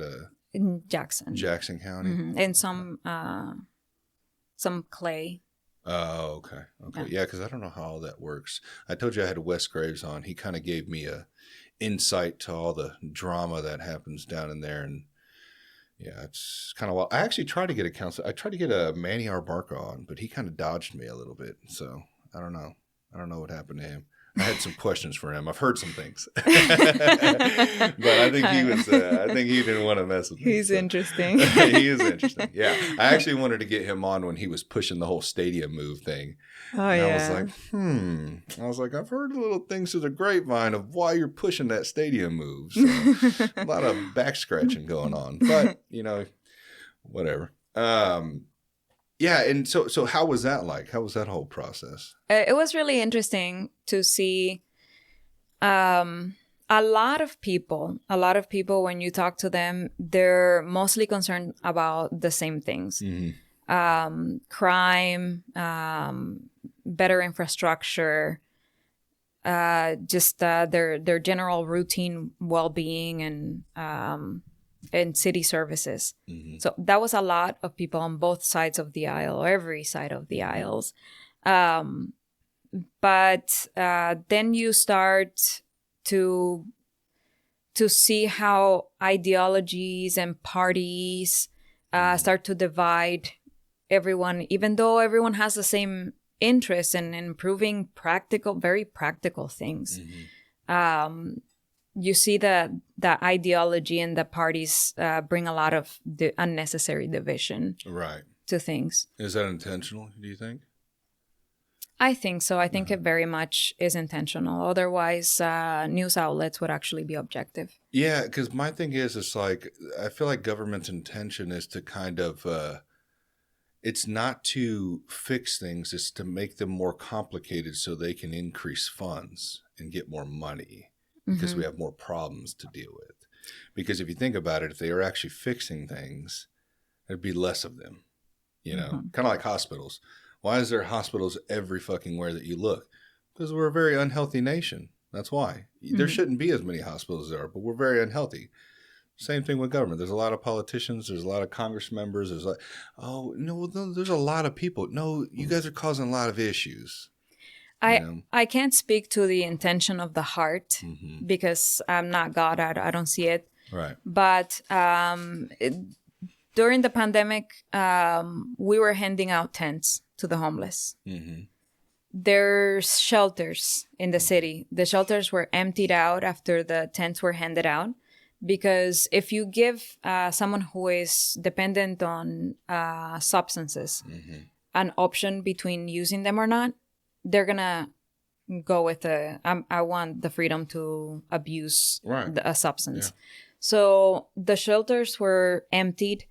A lot more people started being bussed into town, and we ended up with a lot of homeless camps. Well, now we have a homeless problem. Whose fault is it?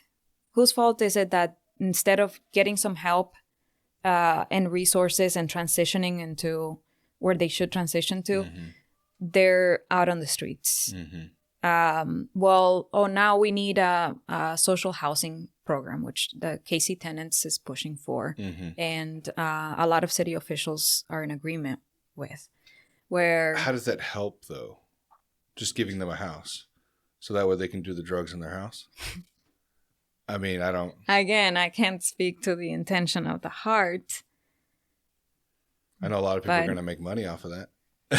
That's what I usually see when it comes to that stuff. I don't know. My thing is I always I have compassion for people who are homeless. I know a lot of people that come out of like, you know, victims of sexual abuse, people that come out of like orphanages, you know, stuff like that. I understand, like, not everybody is just this piece of shit, you know, that just wants to shoot up and just get high all the time. I get that. There's a lot of reasons why they end up in the way they are. But my thing is, it's like, if you keep giving, and this is going to sound very heartless, you take it how you want it, but if you keep giving and funneling money into that, you're just increasing. It's like, if that's like the cats around here, you know, like every time my kids put a bowl of food out there for the cat, more of them start coming. And it's like, can you stop feeding them? Because we're going to have like 50 cats here at some point, you know? And it's almost the same thing with homeless people. It's like, if you continue to funnel taxpayer dollars into giving them tents and food and all this stuff, I'm all for private donations. If you want to go and your church wants to go and hand out soup or whatever, that's fine with me. But once government starts getting involved, it's like, hold on. We need to create a division or a sector for this. And like California, when Kline Noir came on Joe Rogan and explained, do you know how much money these politicians are making off the homeless crisis? And it's increasing. Well, yeah, well, it makes sense because it's a financial benefit, you know. And I could see the same thing probably here happening in Kansas City. You don't even know how much money people made on the. So this open borders deal, all the kids that came in unaccompanied, the money that went into the pockets of directors and government contractors, I mean, we're talking over $500,000 for one director that's helping with all this, the process for of the people. Yeah. Yeah. As long as you give me my $500,000, I'm for the people. and then the other thing that I think you'd like to know, a lot of these kids, they were given a 30-day period to get from the border to a house, any house. We're talking rats running around, hoarder houses. The only requirement was that there was a roof, and then the kids could go in there. And what would they get from that? I mean, the foster homes. You're saying that they had 30 days to put these people in a house. To put the kids through the system and into a house, and it didn't matter what conditions the house was. God. It doesn't matter. But the people running these programs are making so much money. Oh, I bet. Yeah, they're trying to keep their $200,000 salary. And that's why a lot of kids have ended up missing. Yeah. Which supposedly they found some of them, but who knows where the rest of them went. That's such a dark story, I'm sure, behind that whole sex trafficking stuff. And a lot of them are being abused, and because they're coming from other countries, they don't know any better than to report it. Yeah. Yeah, because they're scared. Like, well, I don't want to say anything that gets me in trouble. Send me back. Yeah. Oh, my God. It's horrible. Yeah, I can't imagine. And people think, what's weird is that people kind of shut their eyes to that stuff. They're like, oh, no, it's not happening. You remember when that movie came out? What was that? It was like a kind of a religious movie, but it was about the sex trafficking, the underground. With Jim Caviezel. Yeah. Remember when that Tim came out? Ballard and everyone's like, oh, no, that's not real. I actually watched the actual documentary before that even came out. It's called Operation Underground Railroad. And that was a real story. That was a real unit that went down there and tried to help those kids. And for people to bash that and just act like, oh, no, that doesn't happen.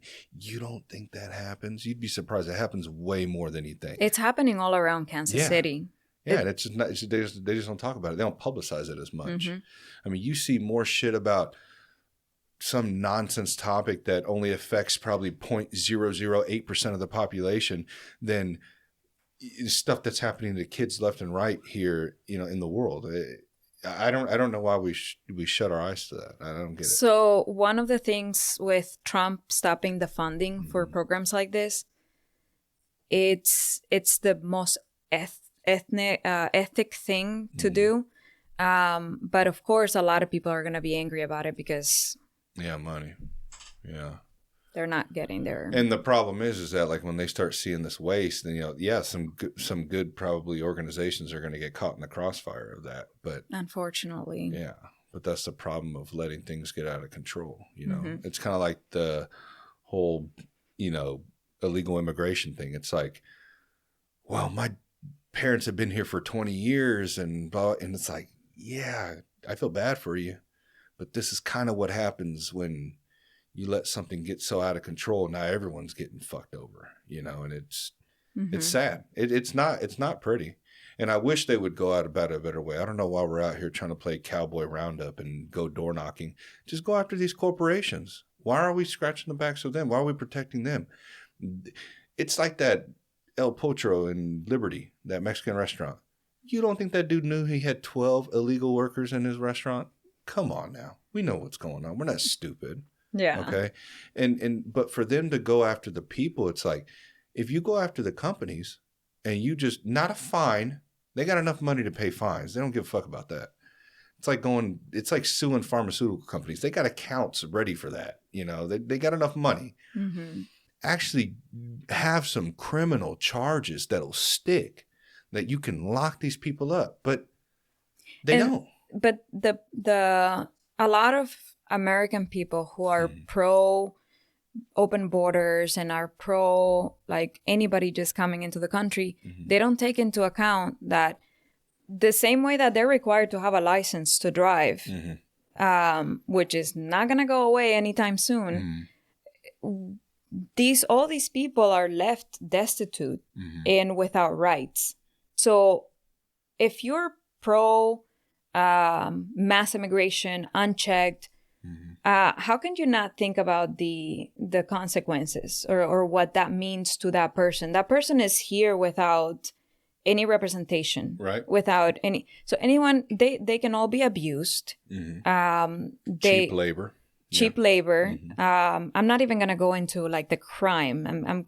I'm gonna focus just on like, if you're so humanitarian, how can you not take into account what's gonna happen to this person once they're here? Because they don't. They're just it's all for clout. That's all it is. I'm a good person. I'm a good. I have feelings and compassion for them. I'm a good person. That's all it is. It's never what happens afterwards. I said this last time on the podcast. I was like, for people to say who's gonna pick our strawberries and clean our houses and shit like that. So condescending. What the fuck are you? You need your strawberries that bad? Oh, if they don't do it though, we're gonna have to pay like $20 for it. Then don't fucking buy strawberries. You know what I mean? Like, so you would rather this poor man or woman go out there and pick strawberries for $2 a carton, you know, whatever they're making, and expect that to have longevity, bent over like that for 20 years, you know what I mean? And not have some sort of health issues or having pesticides probably sprayed on them or touching it all. You know what I mean? Because you need your strawberries. But if you want to go deeper into that, migrant workers who come here to the United States to work legally, they're treated fairly well. They're getting fair wages. And not only that, they get extra benefits while they're here. They get vouchers to get go to the doctors, get their physicals done, get treated. They barely have to pay anything. I know because I used to make immigrants? Legal migrant farm workers. Okay, like visa workers. Yes, yeah, okay. the farm workers. So they are able to come here and they get fair wages. They get a lot of benefits. They get health benefits while they're here. And that type of program, why don't we expand it? Oh, because the government is setting a lot of restrictions on the farms. So it makes it almost impossible to go through the process to hire more farm workers into a position where they actually are treated more fairly and have more benefits. And so once again, the government is creating a problem for itself to then try to find their own solution. Right. That they have premeditated. When really usually. It was fine. Yeah. Yeah. But they're stirring it up. Yeah. So what is it? It's driving then these agriculture companies, or these farm companies to have to go the illegal route because it's becoming a hindrance. Yeah. Huh. So there's very few farms that are able to do this at the end of the day, but they have to go through a lot of hurdles. So it's like punishing the just, punishing the ones who are trying to do things the right way, and rewarding the ones who do things illegally. Yeah, and I also think that something has to be looked at probably about our way to obtain that work visa or obtain that green card or whatever it is. Like there's got to be you're making it a problem to where people are having to come over here illegally because it's the easiest, cheapest way. I don't know the whole process on how to apply for a work visa. I heard it can be difficult, or how to get a visa to come into the United States. I heard it's lengthy. I've heard it's costly. I've heard sometimes you got to own property, or, so there's a bunch of requirements. So why don't we start looking at that? Maybe if we look at that, maybe, make that a little more efficient, we would have less of the other. With a very small portion, because the excuse has always been, it takes too much money, too many resources to fix the immigration issue, as if it was some kind of really impossible task to fix. With a very small portion of everything we have already spent in 1 year on illegal immigrants, we could fix the immigration system. We could resource in every area they need resources to actually tend to the legal process. Right. What do you think needs to be fixed with it? Do you know? what you were mentioning, they make it extremely difficult to... Too many requirements. Yeah, so how do you justify having so many requirements and having someone wait for 20 years to come into the United States, but you can allow millions of people to come in who you don't know who they are? You're barely screening them. Yeah, or let's be real, those people that are meeting all those requirements, are they going to be the ones that are actually going to go out and work in the fields? Probably not. You know, they're probably not coming over here to work into a field. They're probably coming over for some sort of engineering job or, you know, whatever it may be, you know, name it. The people that are coming over here illegally, I'm not going to say all of them, but a lot of them are workers, you know, just regular workers. And they're not going to meet those requirements of that visa. You know, they're not going to have everything. So they don't really have a path. So their path is go the illegal route. And then they're getting extorted and raped and abused and killed and all sorts of shit just to get over here. Yeah, that's wild. My cousins came through that route of they were able to fly into Nicaragua and then pay someone to take them up, the cartels. Yeah, coyote.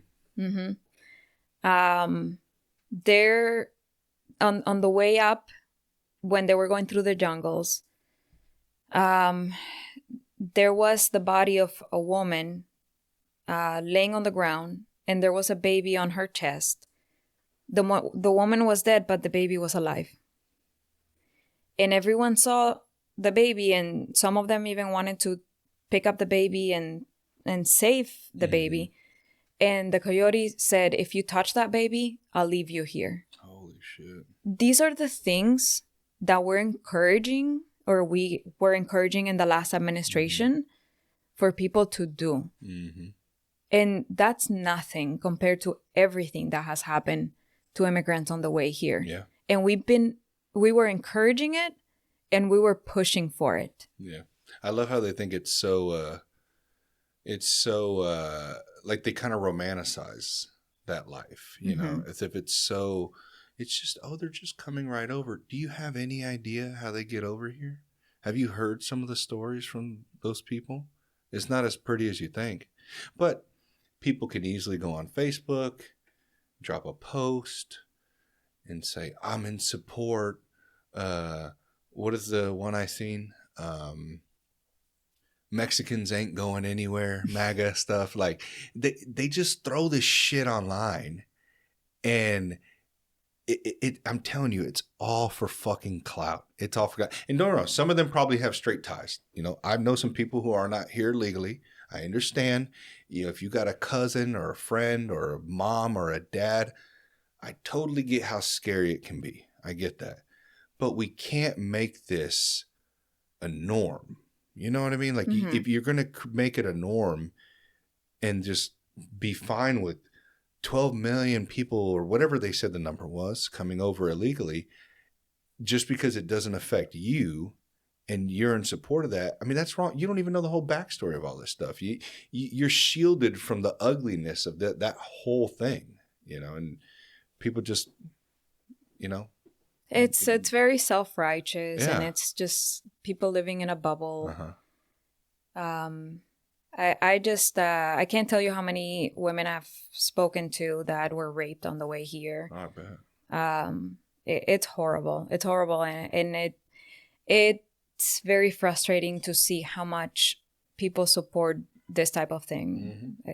They think they're doing their civic duty, like you said, just by posting something online in favor, because that's the virtue signaling of that's the word I was thinking of, virtue signaling. Yeah, it happens a lot. Or like I said earlier, the whole idolization of that life.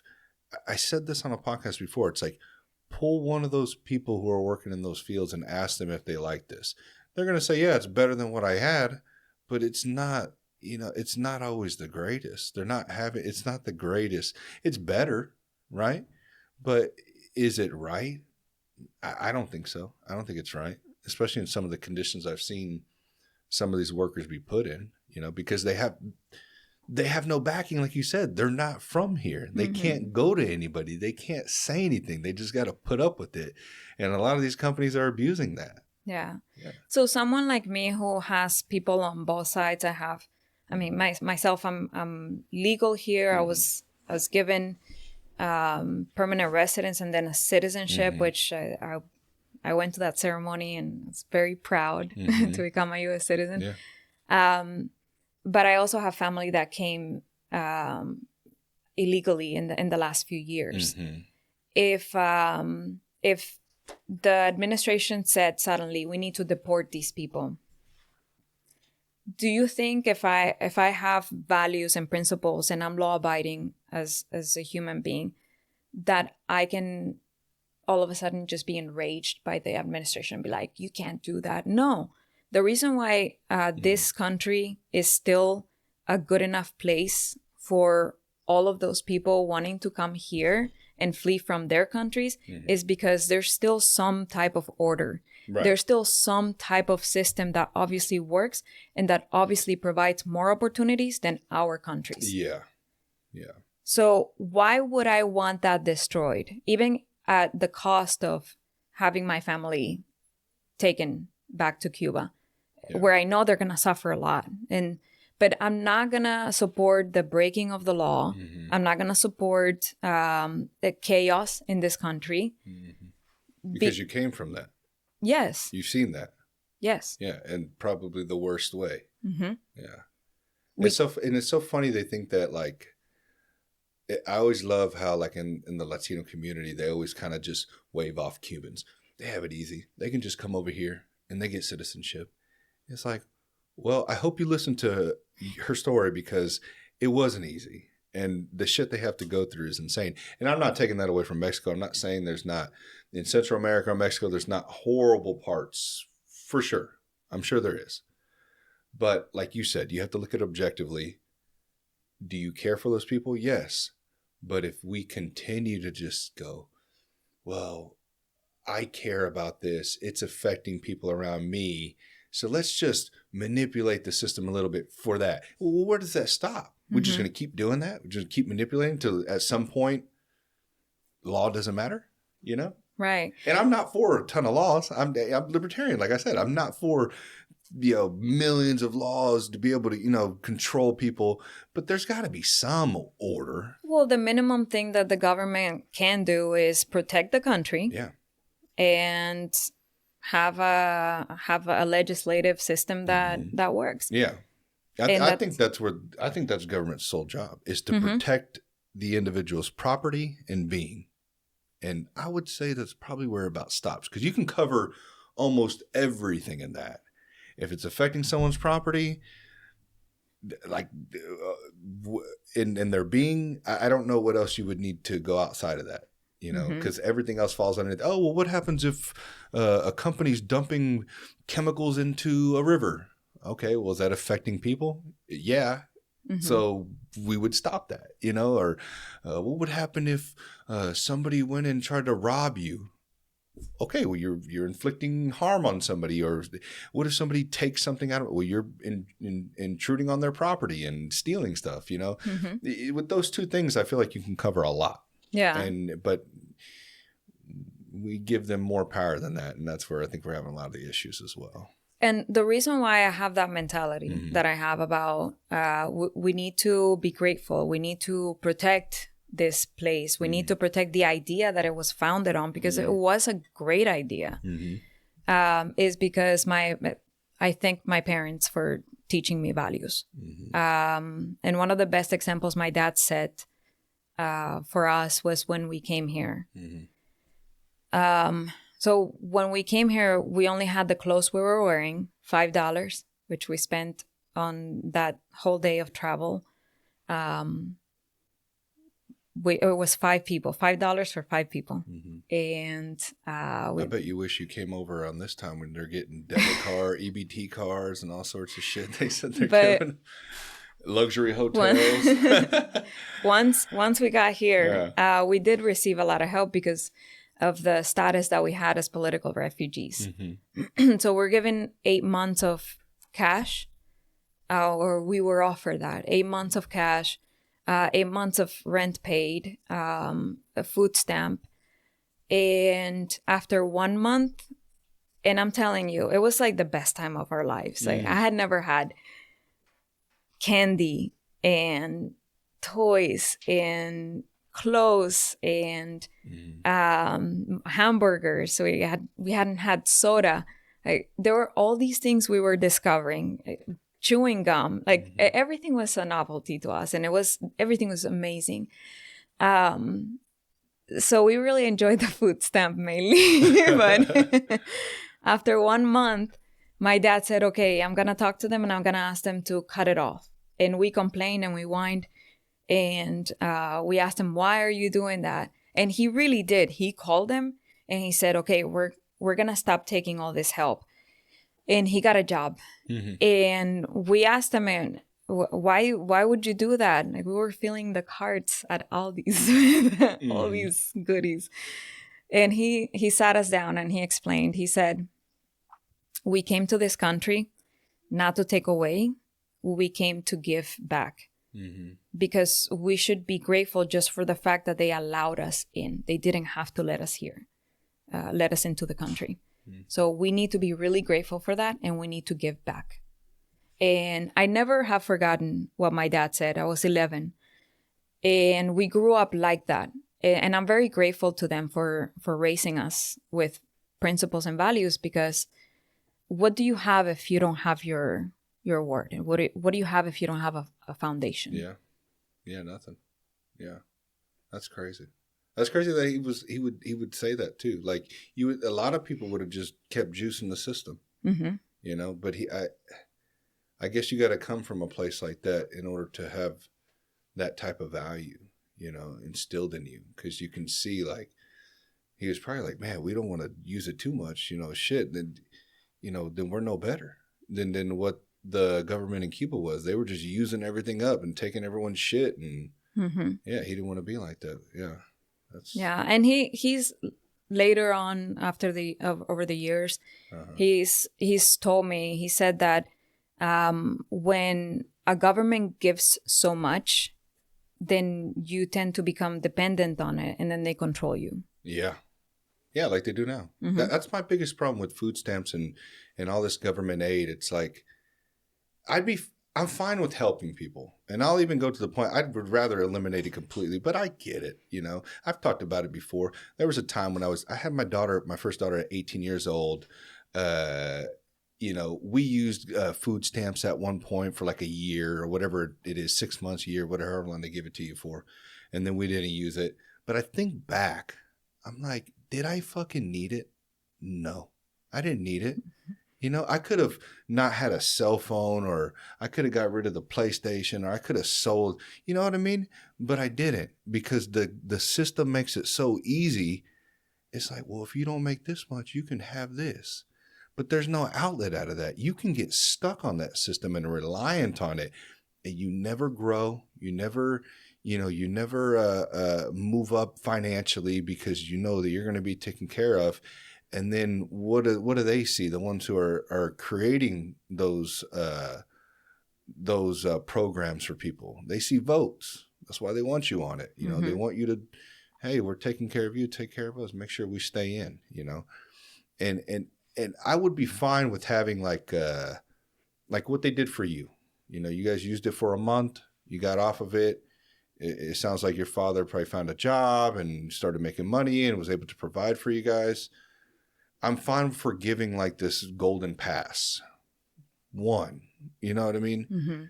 And you got to get off. In government, if they're going to be giving out money like that, then they need to create an avenue to be able to bring people up, not keep them in that, you know, in that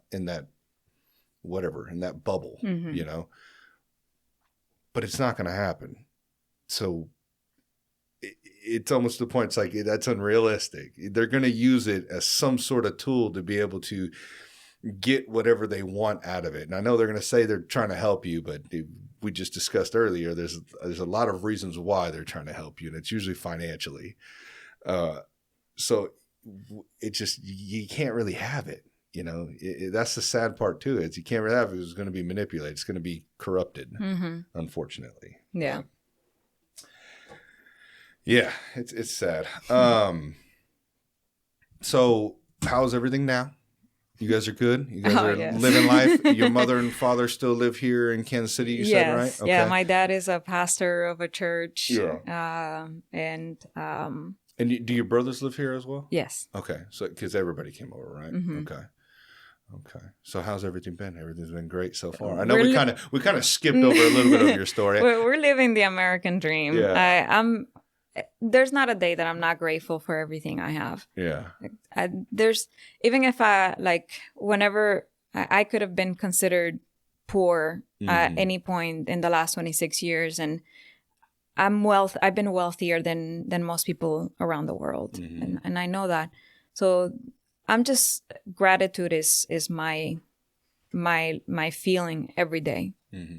How do you think we can instill that more in people? Is there a way to be able to show them that without having them have to live 11 years that you had to live in Cuba? I think the awareness of what life is like outside of this country, getting more information, talking to more people like me, having conversations like this. Yeah. Mm-hmm. I think that might help some. The sad part is they have YouTube. They can go on YouTube right now, like I did yesterday, and you can just type in Cuba documentary. There's plenty of them on there, and you can see what life is like there right now in 2025. The documentary I watched was, I think, 2 years old, and they said the same thing you said. There's no soda down there. There's no, like, none of $15 a month type shit. Like, so they can see it. I just don't think they want to. They don't want to see it, and that's the sad part. And I hope that changes. I hope more. What I'm trying to get more involved too is the youth to hear this stuff, because I think they're watching a lot of nonsense and seeing a lot of bullshit on social media and just thinking off of emotion and this is the right thing. This is the right. No, we look at it objectively. Is it sustainable? Is that right? Do you really think that's their intention? We need to start using our brains here and having these conversations and talking about this stuff. Hopefully we'll be able to see some change. And it's got to be people like you, because mainstream media they wouldn't do that. They won't be objective. They're full of propaganda. And yeah, that's sad, because they're probably more well-versed than I am. I mean, I'm just a normal dude that works a 9 to 5 that, is just curious. I'm very curious to hear stories from you. I want to know why things are the way they are. I want to know why things are working the way they are. Why do we keep repeating this? Why is everybody so influenced in this direction and this direction? I want to know why. I want to know. We need more details. We need more transparency. We need to understand these things. And I don't think, I'm not going to say all of them. I don't know all of them, but I think a lot of people in these leadership roles and these political roles, they're not doing a good job. And I think it's done on purpose.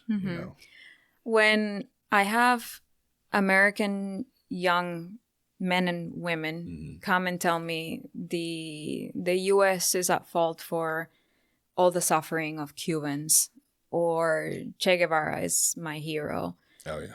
Or like anything like that's when I realized there's something really deeply wrong in our educational system, in our media. Yeah. Well, hopefully that's about to get fixed with him. What'd they say? The Department of Education laid off like 50%. They need to do 100. That would be nice. I would appreciate that. Yeah. And I don't know why everyone's freaking out. What are we going to do? These kids aren't going to have programs. No, you're going to have the funds sent back to the states. Let the states fund that shit. What do you need people in Washington, D.C. getting paid $400,000 to be able to tell you what your kids should know in Missouri? Exactly. How do you know what we know? Not everything. What we need. Not everything works for not everything that works for one state is going to work for another. It's not. That's the biggest thing why libertarians keep saying in the Fed. It's like, why does the federal government in Washington, D.C. think that they know what's best for the entire country? You can't do that, because then people have no options. They can't move. I understand people are scared of, well, I don't want to live in a Bible state like Texas and they're going to push Christianity on people. I don't agree on having church and state together either. I think that should be separate. I don't like when I see that stuff. I see it a lot in the Republican side of things. I wish they would keep that shit apart. But at least if you don't like in that state, you can move to another state. You know, when it's federal, it's nationwide. You can't go anywhere. You're stuck. Exactly. Implementing it as law. So I don't know. I hope to see more of it. I hope to see hopefully this term, you know, with Trump in there, I hope to see some positive things. We were just discussing off air during the break. There's a lot of things that I don't agree with he's doing. This last thing with Thomas Massey, I don't like. You can't go on there and try to preach Doge and government transparency and cut wasteful spending and then get mad at a guy that's upset because you're trying to increase our debt from 36 trillion to 40 trillion. But this is what we should be doing. We should be, even though you voted for this person, that doesn't mean you have to have blind alliance towards him. Like, let's call them out still. They're human beings. They're going to make mistakes. They have people talking in their ear, trying to tell them, hey, this is a good thing. Do you think he has time to read over everything? No president does. That's why you have a team. And you got to hope that you have a team that's out for the best interest for the entire nation. And unfortunately, that's human beings in their nature is very corrupt when they get into positions like that. So I think if we do a better job, this whole red, blue thing, just cut that shit out, look at the individual, look at what he's doing, you know, and call him out when he's doing bad and support when he's doing good, no matter what it is, I think we'd get a lot further. But yeah, that's still at least something that we have here, the opportunity to do that we don't have in countries like mine. Yeah. No, you're right. Yeah, you have a voice that, you know, and we've seen the impact of social media be able to change those things. People think I'm crazy. I love memes. I think the meme wars are insane right now, and I think it's actually swaying shit. To be honest with you, like I've seen. I mean, Elon has even, you know, tweeted out and shit and said that he's seen, you know, stuff pop up. I mean, you know, if you have so many people tweeting out the same thing, it's gonna come across their table at some point. So, and it could make them go, oh shit, yeah, we are being ridiculous right now. So, but I appreciate you coming on. I've held you up enough time. Your story it's crazy. Like I couldn't imagine. I try to put myself in the shoes of somebody that's going through what you went through, and it's still hard to comprehend the life that you had to go to. Luckily, you only had to go through for 11 years, but damn, that's still a long time, you know, and I'm glad that you guys were able to get out of that and be able to come to a country that, you know, that could give you a better life. And hopefully, you know, I hope in the future things change. You know, I hope things get better. I hope, you know, I try to be optimistic more about things. You know, in the past when I've been so negative and just fuck everything, I don't care, everything's just corrupt and miserable and just, you know, there's nothing we can do, it puts you in a dark place, you know. So I try to stay optimistic about things. I try to be positive and you know. I have to. Yeah, I have to. For sanity. I have no choice because we don't have anywhere else to escape to if this goes down. Right. So this is the country I consider my country. Yeah. This is the country I would die for. Yeah. This is the country that I want to improve if I can in any way.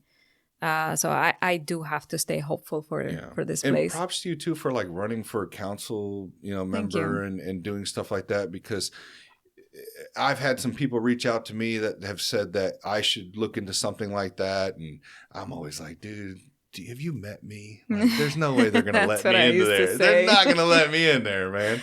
Plus, I'm not a play ball type of guy. Like, if you're telling me something that doesn't make fucking sense, I'm not going to support you. You know what I mean? And I value my name. You know, when people see Gabriel Garcia, I want them to see that's a stand-up guy. You know what I mean? He's not a dude that'll sell out. I don't want to be that. I've seen people like that. I've seen many people sell their soul and for money, and it's just disgusting to me, you know. And don't get me wrong, I would love to have a lot of money. I'd love to be rich. I'd love to have a huge house and give my kids everything, and I would love that. But I'm not going to sell my name for that. You know what I mean? I think a lot more people need to think about that. Because what is it in the end? You're going to die on your deathbed and you're going to know you did all this fucked up things to people, and a lot of people got hurt out of the decisions that you made because you were going to get financial gain off of it. That's wrong. That's wrong. And more people need to start calling people out that are doing that. And I have been seeing that a lot, on social media, on podcasts here in Kansas City. People have been discussing it, and I think it's a good thing. It holds people accountable. My goal, and I think, and we mentioned this. Mm-hmm. My goal is to think 100 years ahead. Right. And we need to think more like that. If we thought 100 years ahead, like what can I do today to make things better for my generations? Grandchildren aren't having to suffer. Yes. And that's what the founding fathers used to have, was that mentality of like, how can we make our posterity last? How can we make things better for them than how it has been? We still see a few people with that mentality. Elon Musk, if he didn't have that mentality of legacy, leaving something great when he passes, he wouldn't have had the patience to fail so many times. Yeah. That's something admirable. Or we talked about that too off air. The fact that people want to call him saying that he's corrupt and blah, blah, blah. The man has $400 billion. And he's talking about, I want to give government transparency to the people to see where their money's going taxes wise. What more financial gain is he going to get off of that? I don't understand that. Explain it to me. I've told people many times. I've made a post. I make a story like every 3-4 months, and I literally put on there, my show is welcome to any views, both sides, whatever you want to come on here and talk. I don't care. I never get any replies, but yet I still see in people that I know, family stories of just this bullshit they put up. These bullshit. They put up their bullshit memes. I'm sure they think my memes are bullshit too. Come on, let's talk about it. Because the shit that I see put up is just CNN talking points, and it's have we not learned that CNN has lost all credibility already? All this mainstream bullshit, So I don't know. Hopefully, I'll see more. I'm trying to get more people in that world, the whole political world. It's been a little difficult. I've tried to get in, reaching out to some, but I get it. It's kind of. It can be a little nerve-wracking to come on and talk to somebody for 2 hours and want to be able to, keep your image that you've been trying to maintain on your little 5-minute segments on KCTV5 or whatever you're doing. That has reached the all levels, all sectors. Yeah. Nowadays it's about that. I'm gonna keep my mouth shut and I'm gonna censor myself. I'm not gonna give my opinions because my business will suffer. It shouldn't be that way. Or they're selective too. Like I reached out to Pete Mundo, the conservative talk show host, and he was actually for coming on. I just I don't do 30 minutes. I don't do an hour. I don't do that type like I give the guest the option of time, but you got to stay with me for at least an hour and a half. You know what I mean? That's the only way I'm going to get to know. What am I going to find out in 30 minutes? But I want to know, it's like, how are some of these shows getting like Mayor Lucas on and stuff like that? You know what I mean? Are we throwing softball questions at people? Are we actually trying to understand the motive of this individual, the mayor of Kansas City? Like, I just don't believe you can do that in a small window of 5 minutes, 10 minutes. You know what I mean? Like, and I'm not even saying I'm the right person to do it. I don't think that. I would love to have somebody way more educated like yourself or another individual come on and have these discussions with these people in power, because it needs to happen. Like, I give so much credit for Trump and Vance going on and 3 hours on Joe Rogan, and Kamala wouldn't do that, or no, Biden ain't doing that. But like, you got to give them some type of credit, whether or not only 20% came out informative. At least they took the time to do it and were vulnerable enough to do it, because who knows what Rogan was going to throw at them, what type of questions. I don't know. You know what I mean? But I hope you didn't go easy on me. No, I'm not. Well, and that's the thing. Even if, let's say, Mayor Luke is sitting right there, I'm not going to grill him, but I'm going to ask you questions that I would, if there's certain topics or I want to know how this shit works. I want to be a fly on the wall at some of these meetings in his office or wherever they conduct their little meetings at in their conference room. That would be interesting to have more. Yeah. Media. I would like to, but I don't know. I guess if I'm the right platform, I don't think they're going to want to do that. I don't know. I'm trying, I'm reaching out to I had Chris Lansdale, I think his name was, the conservative that I think he's in Washington, D.C. now. He was interested in coming on.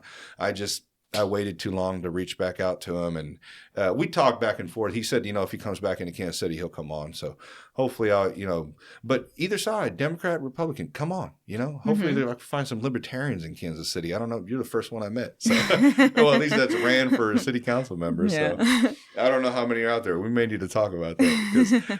And that's it. Just come on here. Let's have a conversation. Let's talk about some things. Let's see what some of the issues are. The same repetitive topics. PBS, they've been doing a podcast. Have you been seeing that? I didn't know. I'm gonna have to show you that. I think it's PBS, KC PBS or whatever. But they have a podcast. It's that bald British guy. He interviews, like, usually it's God, what's her name? It's that radio show lady from 95.7. I don't remember her fucking name. But her husband, he's that news guy. I'm fucking horrible at names.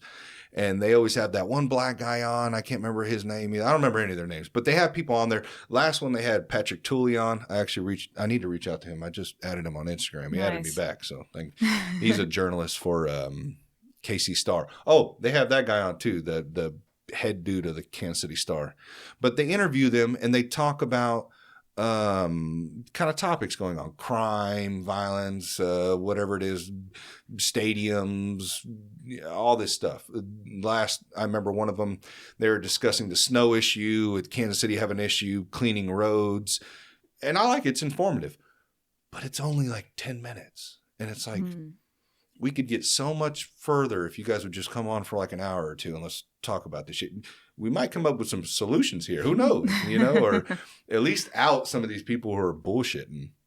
But so that's what I'm trying to do more. Hopefully we can, get some people on here to discuss that. That'd be great. If not, I'm just keep on trucking. What can I do? I want to hear stories like yours and other, and also too, I don't take their word for gospel just because they're a blue check mark, just because they have this suit and tie and they come up in front of this podium and tell you how much they love you and they want to take care of you guys and you're a man of the woman of the people, whatever it is. It's like, I don't know, dude. Let me hear some normal people's perspectives on some things. Let me hear their ideas. I got a buddy, Blake Wharton. He's just a normal dude, coach at 10th Planet. Great dude. I told you we did 4 hours together. Like, he's got a lot of good information. He's got a lot of good ideas, and he's just a normal guy, So, I don't know. It's kind of what's been working for me. We'll see where it goes. I love it. Yeah. I love it. But thank you again for coming on. Is there anything that you want to say before we end this? Really. Do you have anything coming up or? So I try to stay involved with the community, and I like to be very informative and give people a different perspective. Right. So so just right away we have just a coffee meetup with a panel of Cuban people who have had similar experiences as mine. Right. Do you guys do that weekly or what is that, monthly or? No, so it just happens randomly. It's very organic. I used to do a lot more coffee meetups years ago through a Facebook page that I created, Cubanos por Kansas City, Cubans for Kansas City. And we used to do parties as well, Cuban parties. Oh, nice. But I like to do these coffee meetups because a lot of people, once they find out a little bit about what's going on in Cuba, they want to know more. And so when people start asking more, then I like to organize events so that they can get more information. So this is for anybody who wants to show up. Anyone who wants to show up. We're going to have several people who came in different years, like in the 80s. 70s. They left Cuba, so we'll hear their perspective, as well as my dad's going to be a part of it. Yeah. So he'll speak on his experience, and then we'll have that Cuban in Cuba, Jose Daniel Ferrer, who's going to talk to us about what's going on over there now. Awesome. Well, you have to let me know. You said the next one's Saturday? I'd love to come and check it out. This Saturday, 10 a.m. At the Cuban coffee shop El Cortadito. Awesome. And I got to check out your father's book, too. What would you say the name was that again? Free Behind Bars by Leonardo Cabrera. Okay. Is that on like Amazon and Audible and all that stuff? Yeah, I'll get you. Yeah. I got to check that out. That's amazing. If he's ever interested, let me know. I'll have him on too.